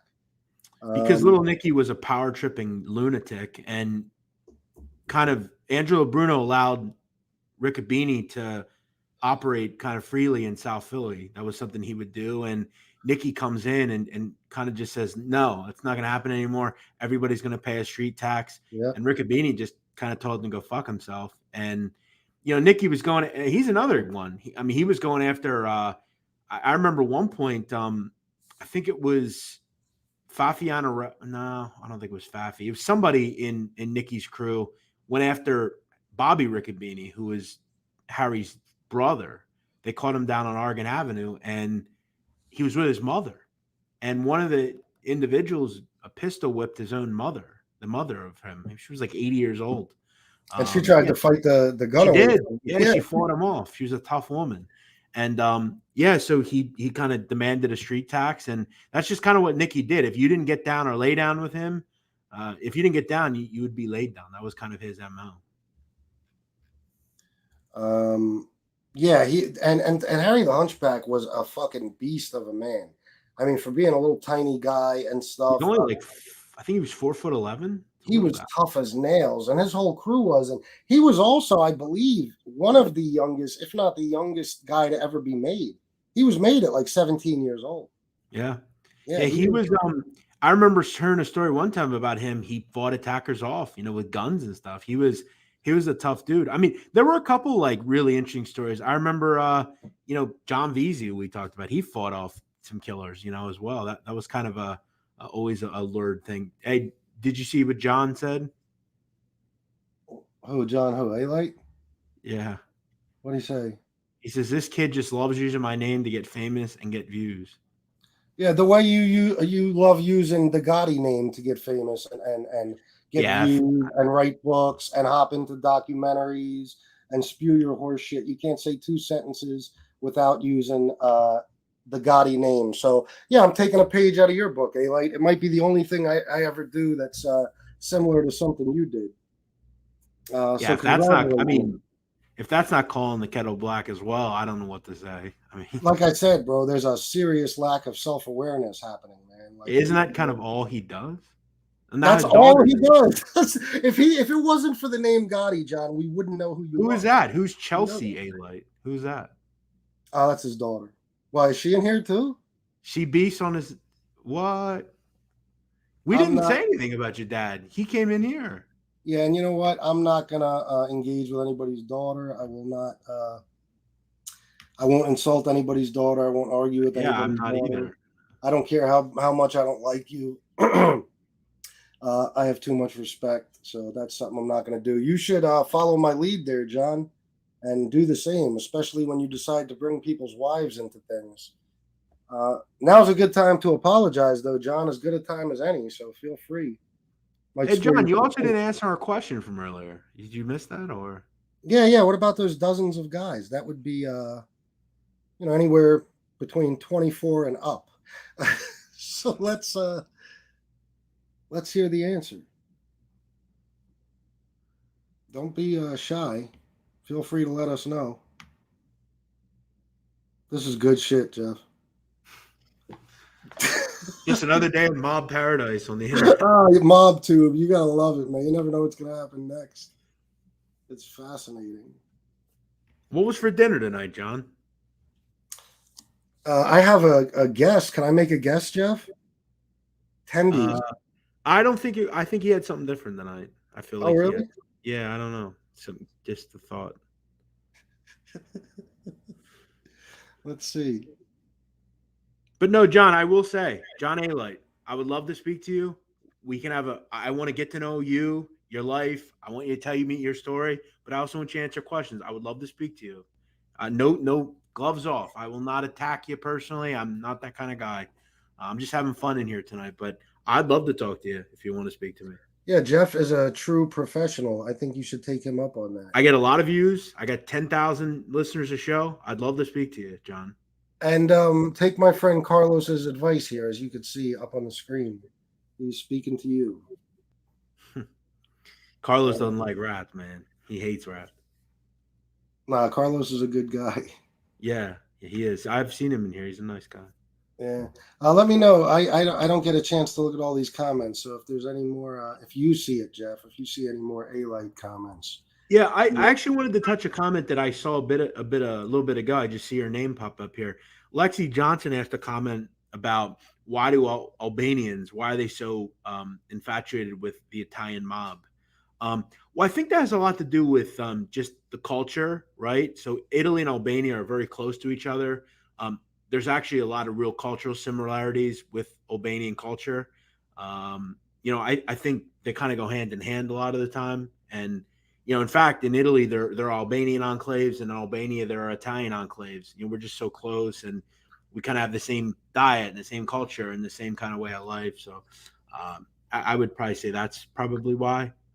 I don't really know many Albanians that are doing it, and there have been some Albanians that are in the mob, whether it was, or that were connected. So I would just probably say that.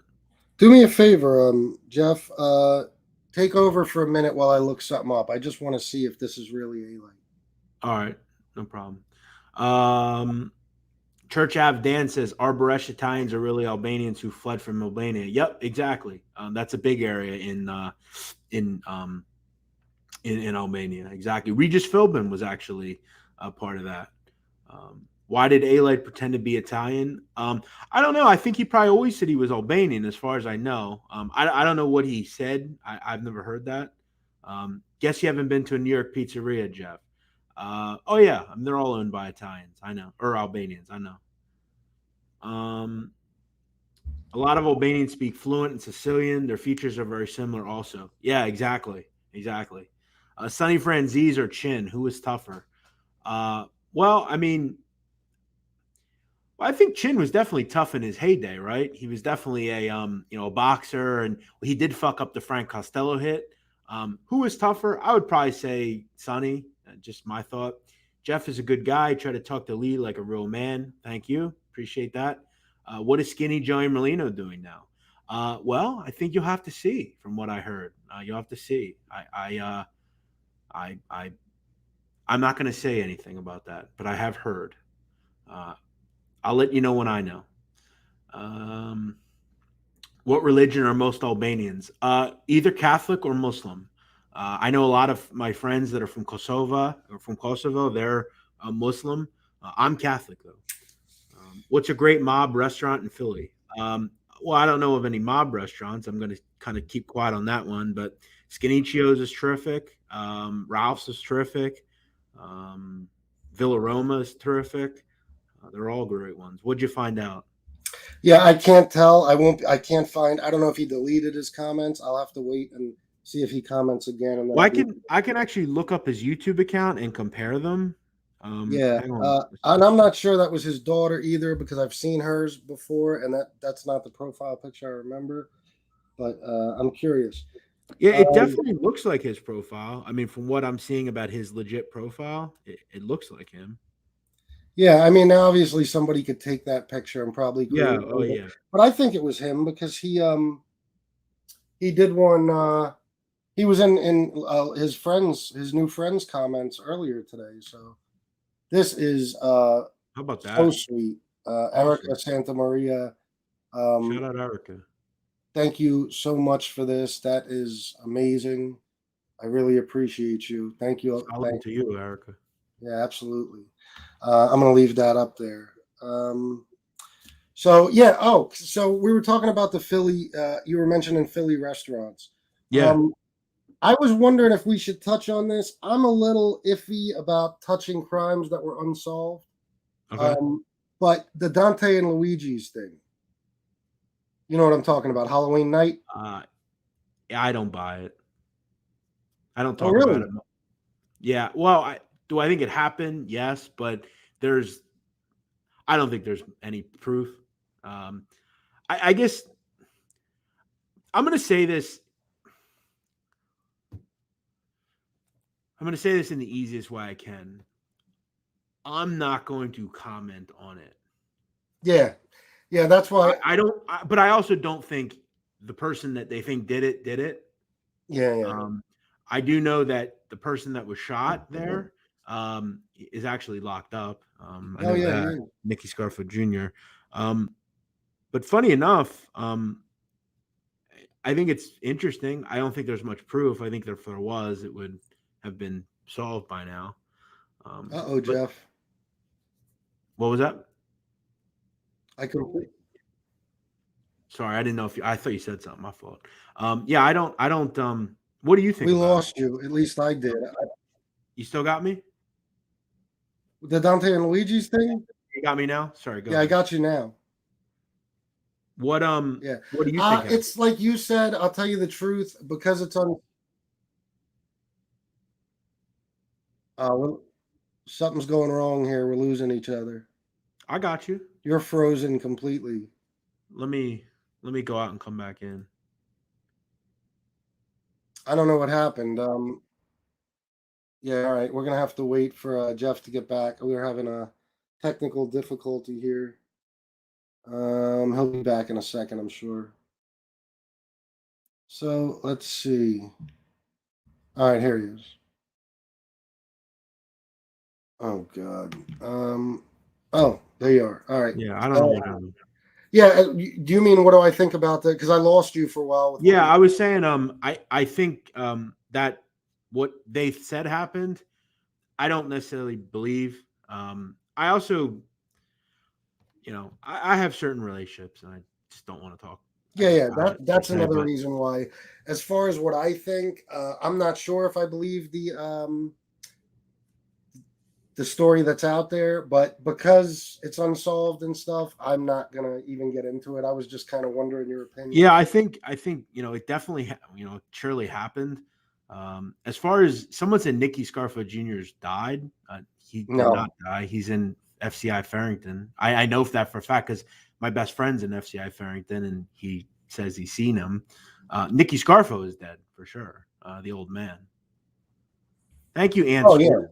Auntie Squirts with a nice comment. Highlight that.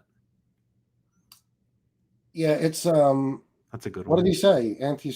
This show sucks. Worst on YouTube. Oh, thank you. I appreciate that. And Thanks for thanks for watching. watching, Auntie. Yeah, yeah. It sucks so bad. You're watching. Thanks. Appreciate it.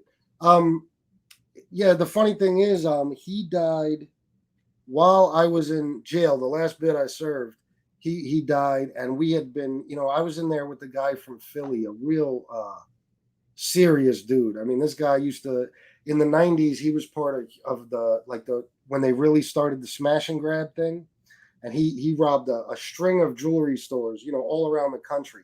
And I got to know him real well. He was a good dude, and we used to talk constantly about like the Philly mob and stuff because that's where he was from, and especially Scarfo and Molino and Leonetti and all those guys. And he got out a little bit before me, and I think Scarfo died on like I want to say like January 17th, 2017. I think it was something like that. And he as soon as I got out like February 2nd, 2017. And he that was the first text I got from him. That was Nicky Scarfo died when we were in there. And I you don't know because Yeah. He if you when you speak to Scott Bernstein, yeah. ask him about the Nicky Scarfo story about when Nicky found out about the book that Philip wrote. Scott will tell you a story that CO's backed up. That when when Philip wrote it, Nicky bought the book and it was delivered to him. And I want to say, according to Scott, Nicky fainted in the day room when he Really. read the book. Like he went absolutely nuts. And it's a pretty funny story. You'll have to check it out and ask him when you speak to him.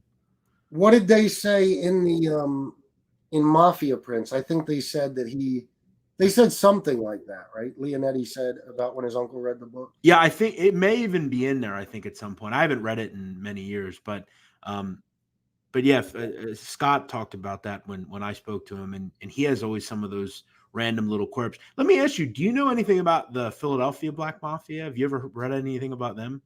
I know a little bit, not much. Yeah, I know you about talk their about drug another dealing. really dangerous group. They were as well. Philly's got a ton of wild criminals, man, over the years. From Nicky Scarfo to Cabani to those guys, man. Yeah, absolutely. They always have. Philly's a crazy place, man. A lot of people don't realize. I love it there personally. It's one of my favorite cities. I'm there as often. I live right outside of Philly, so Yeah, yeah. you know what I mean. It's nothing for me to really go. I'll go Have you shopping there, whatever. have you ever heard about that story between Carmine Persico and Bernie Madoff? No, actually, I don't think I Never heard have. about that? No. So they were both down at Butner. So it's Butner's usually for like older inmates. Yeah. And when Bernie went down to Butner, he didn't really know prison, obviously. He was a Yeah. billionaire, didn't know anything about prison. And he went into one of the TV rooms one day and started fucking with the TV. And a Puerto Rican inmate slapped the fuck out of him. And Carmine Persico basically went to his aid and helped him with everything. And they ended up becoming friends. And I think it was the New Yorker magazine wrote a really fascinating piece about Bernie's life in prison, and they talked about how him and Carmine had become like really good friends. They were doing little things together, and it was wild. It's crazy, right? The people that link up in there. Yeah, exactly. Billy, $5. Thank you. Dom Grandi and Philly Mob. What do you know about him, and what is the story on the attack on his house? Yeah. Well, look, Dom's obviously under indictment. If you've been following that situation, I really don't get too much into normal stuff. I'm not going to tell you I don't know, but the attack on his house, that was something that was done down in South Philly. It was just a squabble, between people, and I'm sure it was taken care of. But Dom's gonna have to, face a rap coming up here. If you've read the indictment, you definitely know that. So, he's a young guy. I think he's got a long life ahead of him. So, we'll see what happens. But he's got to face something with that new indictment. Yes, he does. Oh yeah, there was Regina. Yeah, there was actually a presence in LA. I mean, the LA with Jack Dragna, Mickey Cohen, and all those guys for years. And then you had San Jose, San Francisco. There was all sorts of mob activity in California, 100%. San Diego had a little bit of connections. There was a lot of even New York based people out there. There's still some people out there. Yeah, absolutely. And like we were just talking about the Los Angeles family, we were talking about Jimmy the Weasel. Yep. Let's see what else we got. Thank you again, Billy. Regina. You see anything else on here, Jeff? K-Mac brought up Nucky Thompson. Yeah, it was actually Nucky Johnson. That was his real name. He was a real person. He definitely knew people. He was a gangster, controlled bootlegging. Atlantic City. It was most of the show was legitimately true. I love that show. I think Boardwalk Empire is terrific. I don't know. Some people don't like it. I know Jeff Canarsie mentioned he didn't love the show. He didn't watch the whole thing. But yeah, Enoch Johnson was an interesting guy for sure. Lee Cole is not gay. $5. Thank you for the super chat. Lee Cole has some type of superhero complex. He looks in his mirror and sees Batman looking back, and he thinks he was sent to clean up the genre. I don't know, but he's doing a hell of a job if that's his goal. I don't know what to say. Let's see what else we got. We'll stay on for a little bit more here, Jeff. A few more minutes. Yeah. Someone says, did Lee work for Hyman Roth? Oh shit. Lee took a lot today, man, but it's not to say, it wasn't, he didn't have it coming, but I know Jimmy said some things about him. Obviously I did. Mob Rats did. The commenters are having fun. There you go.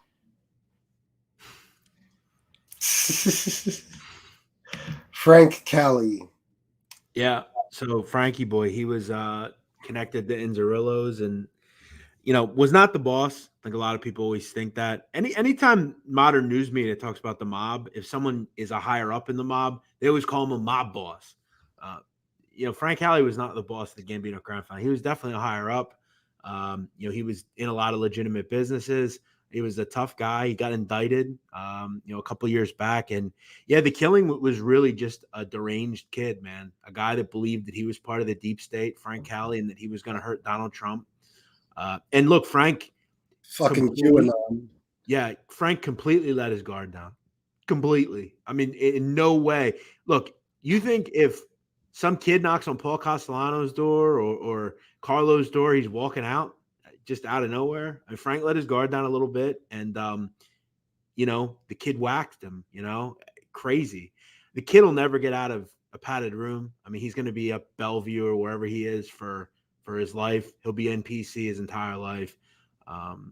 Just a real lunatic. I mean, and that's what that movement can do to someone, look like a normal kid, good looking kid. You probably have a job or something.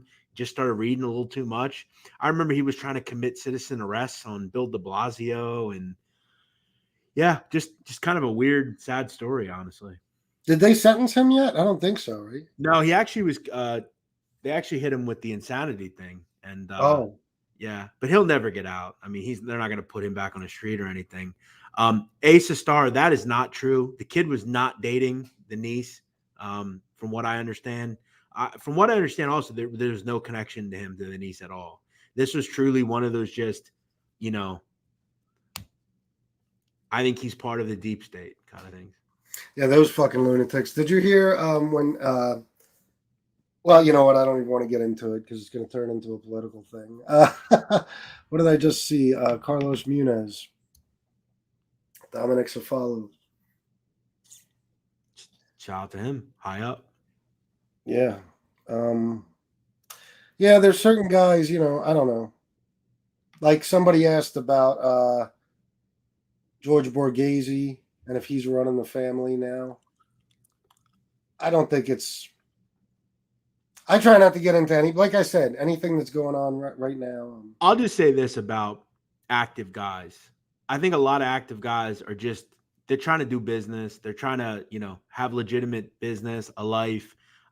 I also have said many times, I think the federal government parades around people like just because they have vowels at the end of their names, they're in the mafia, I think a lot of it is bullshit. From what I know, look, I lived in South Philly for many years.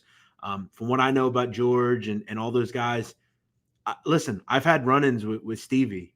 He always was really nice to me. Stevie Malone. Yeah. A good friend of mine dated a daughter of his. He was always nice to me. I don't have any bad things to say about those guys. I'm not, I don't. My job isn't to arrest. I don't throw stones in glass house about anybody. Yeah. Pat the Cat Spirito. Yeah, so Pat the Cat is a guy that was involved in Philly. He's kind of an interesting character, Spirito, because I don't know if you how much you know. Do you know anything about Pat the Cat? Me? Yeah. A little bit, yeah. Yeah, so according to mob lore, there's a photo on the internet that has been passed around between different mobsters.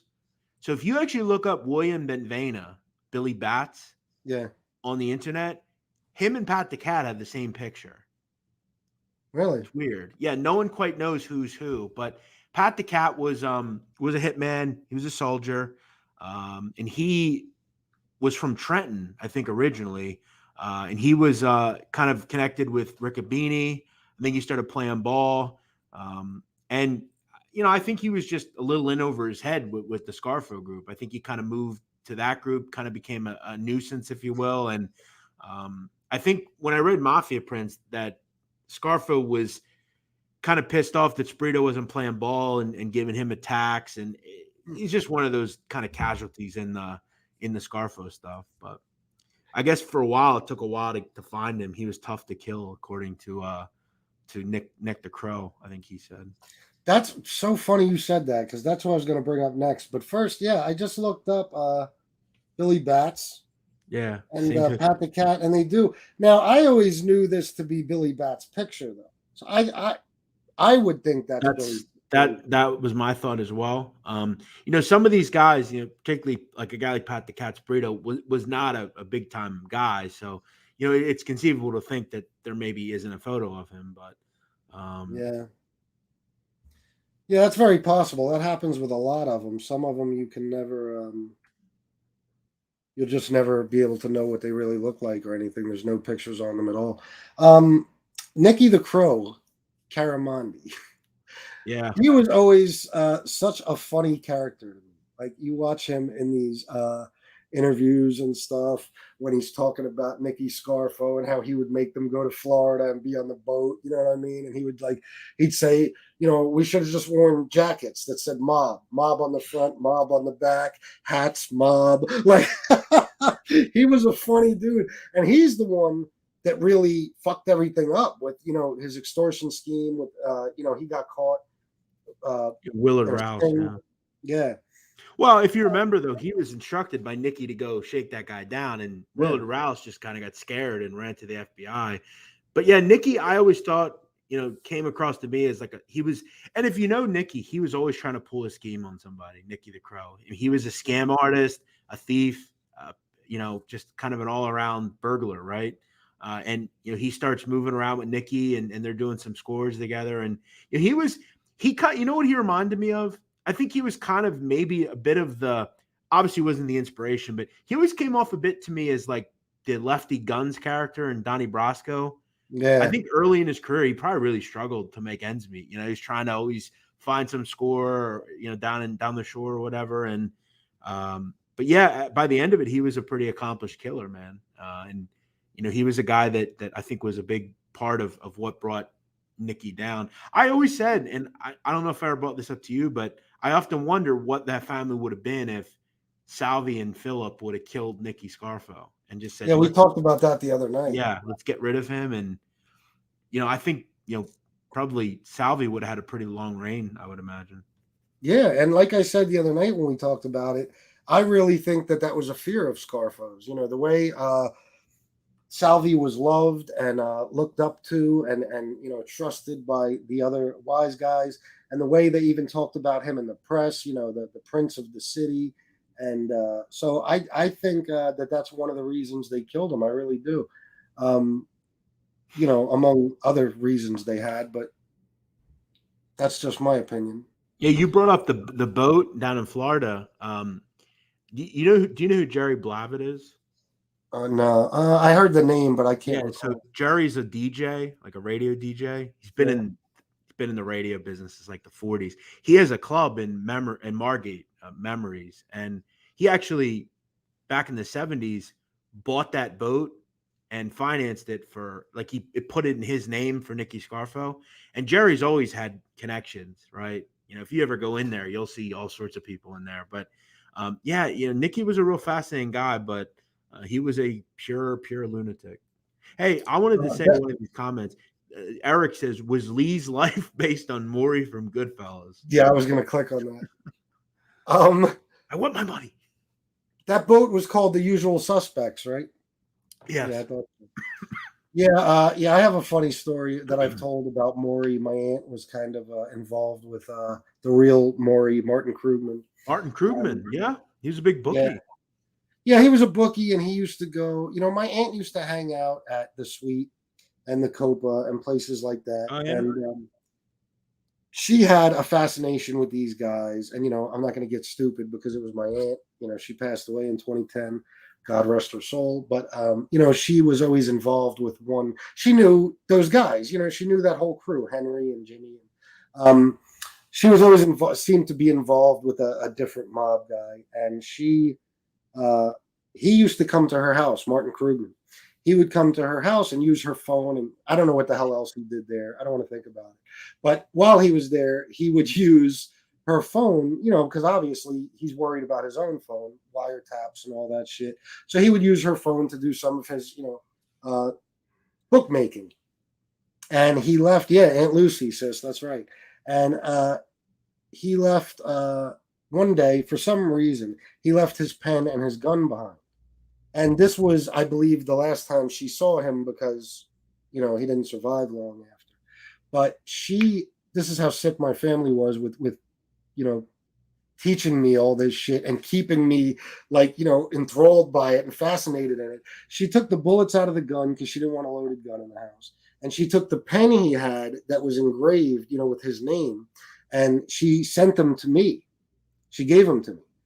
Now, obviously, this was years and years and years. That was in the 70s. I'm talking about when I was maybe 10 something years old. Nah, maybe 11, because Goodfellas had come out, and I was a big fan of Goodfellas. So my aunt, told my dad, you know what I still have? And she sent it to me. And That's pretty cool. obviously, I didn't keep the bullets, but I'm pretty sure I still have that pen somewhere. I still have a storage unit with a bunch of shit in it, but I'm gonna tear it apart one day looking for that pen. Yeah, it's actually a pretty cool story. Yeah, it was cool. He was actually a pretty important part of that.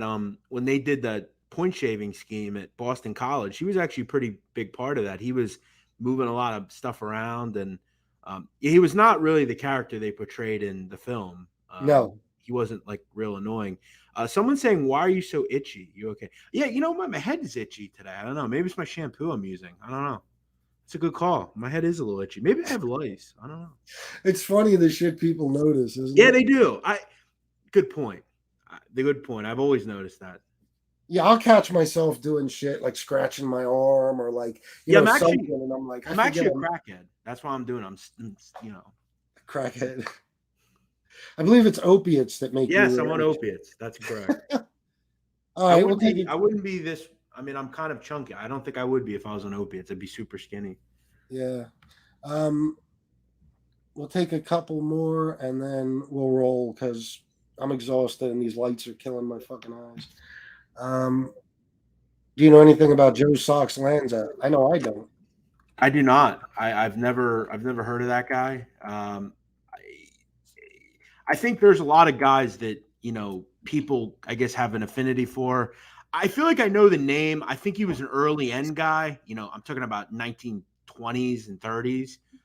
So yeah, I don't know a ton about Joe Lanza. I think he's in the Genoveses as far as I know, but I don't know a whole lot about him.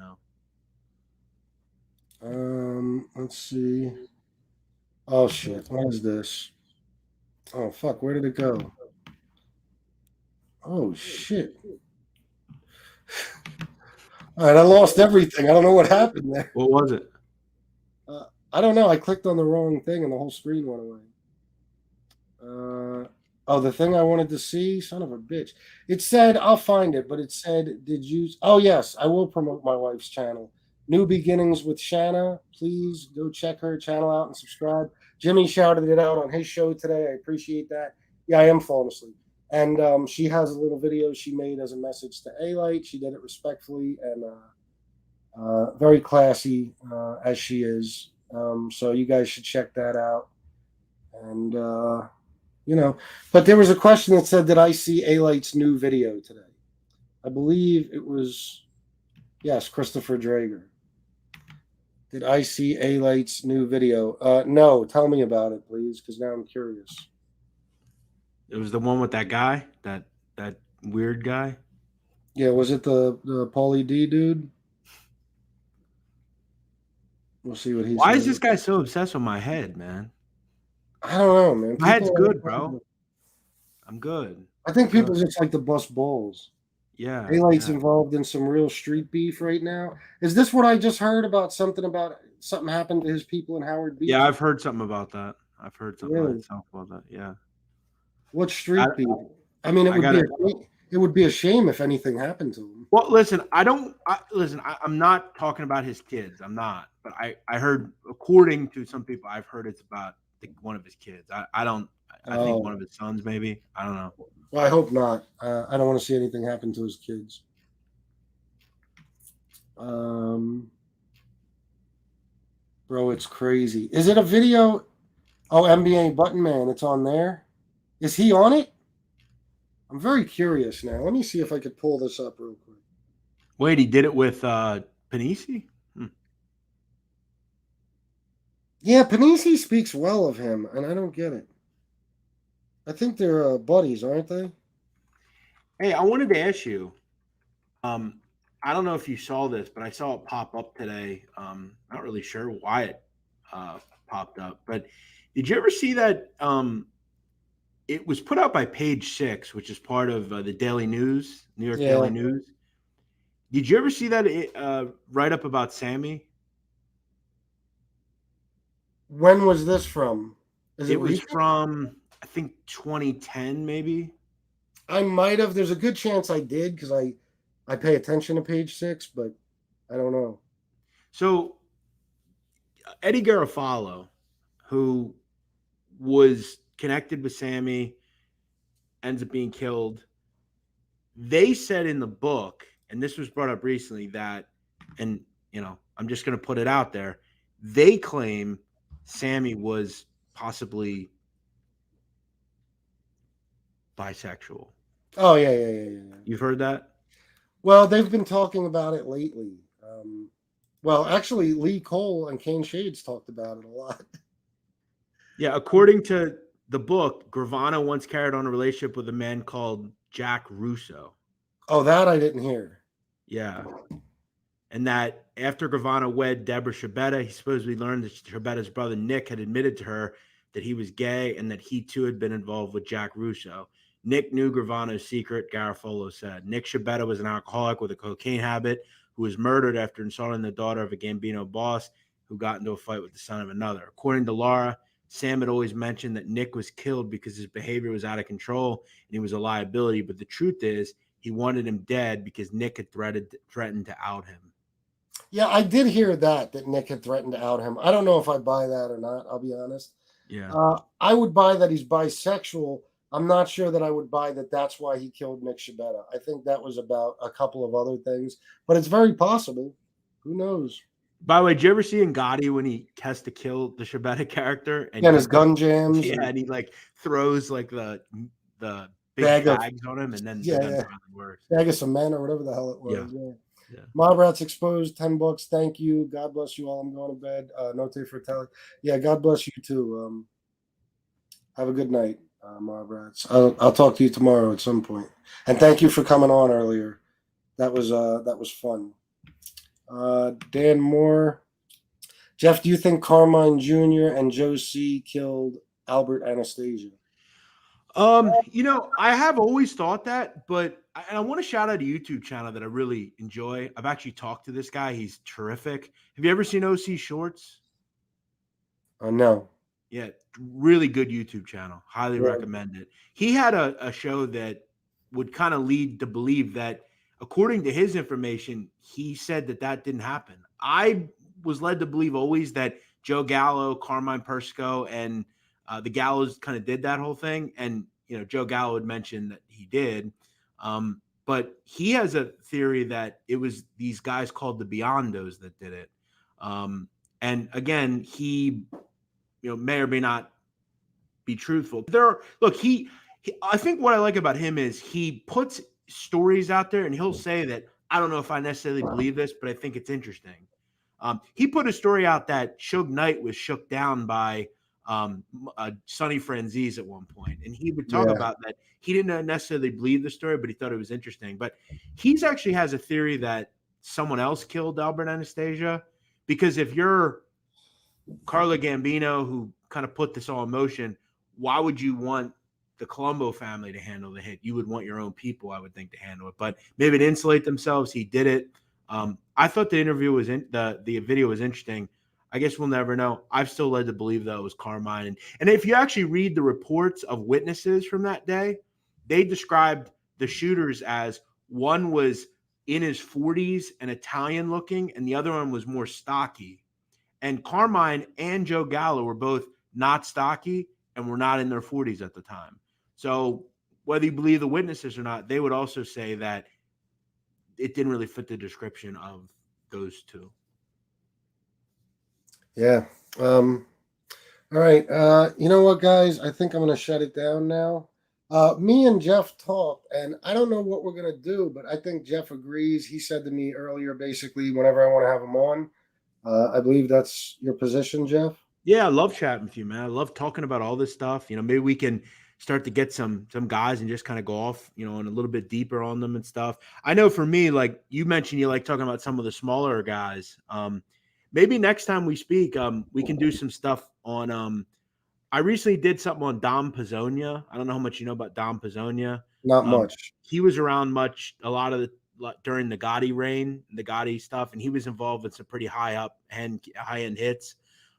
He was involved with the Rob the Mob couple, if you've ever heard of those two. Oh yeah, of course. Yeah, so we could talk about him maybe. I also did a video recently on a guy, John D'Amato. He was a Cavalcanti crime family guy who ended up becoming the acting boss. He was actually killed for being a homosexual. People Yeah, I know a little bit. bars. They based Vito, yeah. Yeah, Vito from the Sopranos in that story, yeah. Yeah, I think we should maybe we could talk about some of that stuff. But yeah, I would love to talk, man. Always enjoy talking to you, man. Yeah, we could always you could pick the topics, whatever. I just kind of freestyle and see where it goes. But anybody you ever want to talk about, and people seem to enjoy this even now, at 11:19 at night we have 238 people, and that's only because we said we're shutting down the show. A minute ago we had like almost 270. So people like this shit when we do it. I enjoy it. I love chopping it up with you. So anytime you want to come on, we could do a show. You could decide at night, whatever. If you want to do one, we can get on and do one. Yeah, night's good. I'm kind of just hanging out anyway, and one day a week I record my show, but other than that, I'm pretty freed up. So yeah. Yeah, I'm happy to have you on anytime. Tomorrow night, I'm going to take a break because I'm going to have my oldest stepson and his girlfriend. We're going to have dinner, and then I'm going to spend time with my wife tomorrow night. Maybe we can, maybe Sunday night or something. Yeah, whatever you want.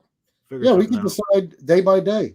It doesn't matter until if you do, if you want to at some point, we'll come up with. Thank you, Carlos. Hey, can you do me a favor? Highlight Steve's comment there. At some point, maybe we'll come up with a plan for a regular show. FPS and Jeff are great together. I'll watch every time, and also fuck Rico Bosco. What's that about? Yeah, so real quick, so I worked at Barstool, and I have a very active beef with someone that works there named Rico Bosco, and it's kind of a running joke. It's a big thing in that community, and I know he's a Barstool guy because only Barstool people know about that. So yeah, fuck him. We're in a very active fight as we speak. He said some really bullshit things about me over the last day, so I'm kind of helping my name a little bit. He said a lot of bad things about me, so I got to go up to New York on Monday actually and smooth that stuff over. So. Oh really? Yes, I got to go to Barstool on Monday. So. Okay. We'll see. I might get in trouble. I don't know. Oh shit.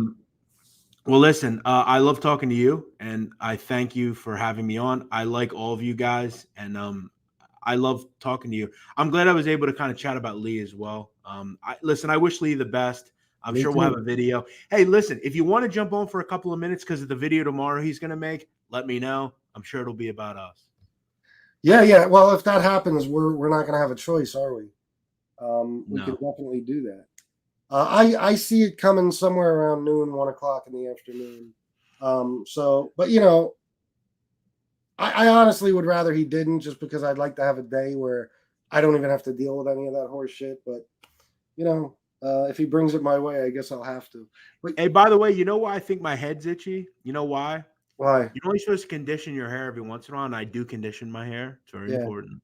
I condition it every time. Maybe that's why I'm itchy. Well, I don't know, but what you're lacking in a tan, I am lacking in hair. So we're a good combination. Good point. All right, Jeff. When I work out now, I lost 120 pounds recently over the last year. And when I work out, I wear a full tracksuit outside, even when it's hot. So I don't get the sun on my arms, right? So yeah, I got you. I'm gonna start going back to the gym with my fat ass now. While I'm out of work, at least I've been applying. Well, if you want some pointers, I'm glad to help you. It's easy if you just get started. You do some movement, just go out and walk and lift some weights. You'd be good. Well, that's the thing. When I got laid off because of COVID, I worked at a huge company and everybody got laid off. Mm-hmm. I was out of work for a few months. And I went to the gym, 5-6 days a week. I lost about like 20 pounds. I gained a little muscle. I was feeling good. And then, when I started the new job, it became impossible. But I want to start going. And now's a better time than any. So until I find something new as far as a job, I'm I'm going to get my ass back in the gym and try to lose another 20. Yeah, I was 340 pounds last year. Were you really? Yeah, I'm How tall are 220 you? now. 5'9". Yeah, I'm 5'9", and I'm about 198. Yeah, So I think I don't know if I'll ever get down that low, but I think I'm kind of at where I kind of will always be. But yeah, listen, you just got to go out, do push-ups, that kind of stuff is good for you, and walk a little bit. You'll be good. well, my problem was this medication. I was never a pound above like 168. And then once I started getting the heart issues, once I developed that, they put me on so many medications. You gain weight fast. Plus, I have congestive heart failure, so there's a lot of fluid and shit. Oh, do you? Yeah. Oh, yeah, yeah. Like I could go to sleep tonight at 198 and wake up tomorrow morning at 202. Wow. Yeah, and you got to take medication to get rid of the fluid. I don't want to get into all that, but that's what. That's crazy. Yeah, it's fucked up, man. So, that's something else somebody can pick on me about, scumbags.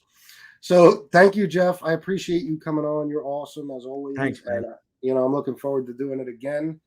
Sounds good. We could do this regularly. I look forward to it. Yep. All right, everybody. I'm gonna quit smoking. The truth. I know you're right. Trust me. I hate it. It's just the one habit I can't kick because I also love it. So. Thank you, everybody. I'll see you tomorrow, probably in the afternoon. And maybe, who knows, maybe me and Jeff will wind up doing a little something else tomorrow. We'll decide that then. Until then, thank you guys for coming, and salute.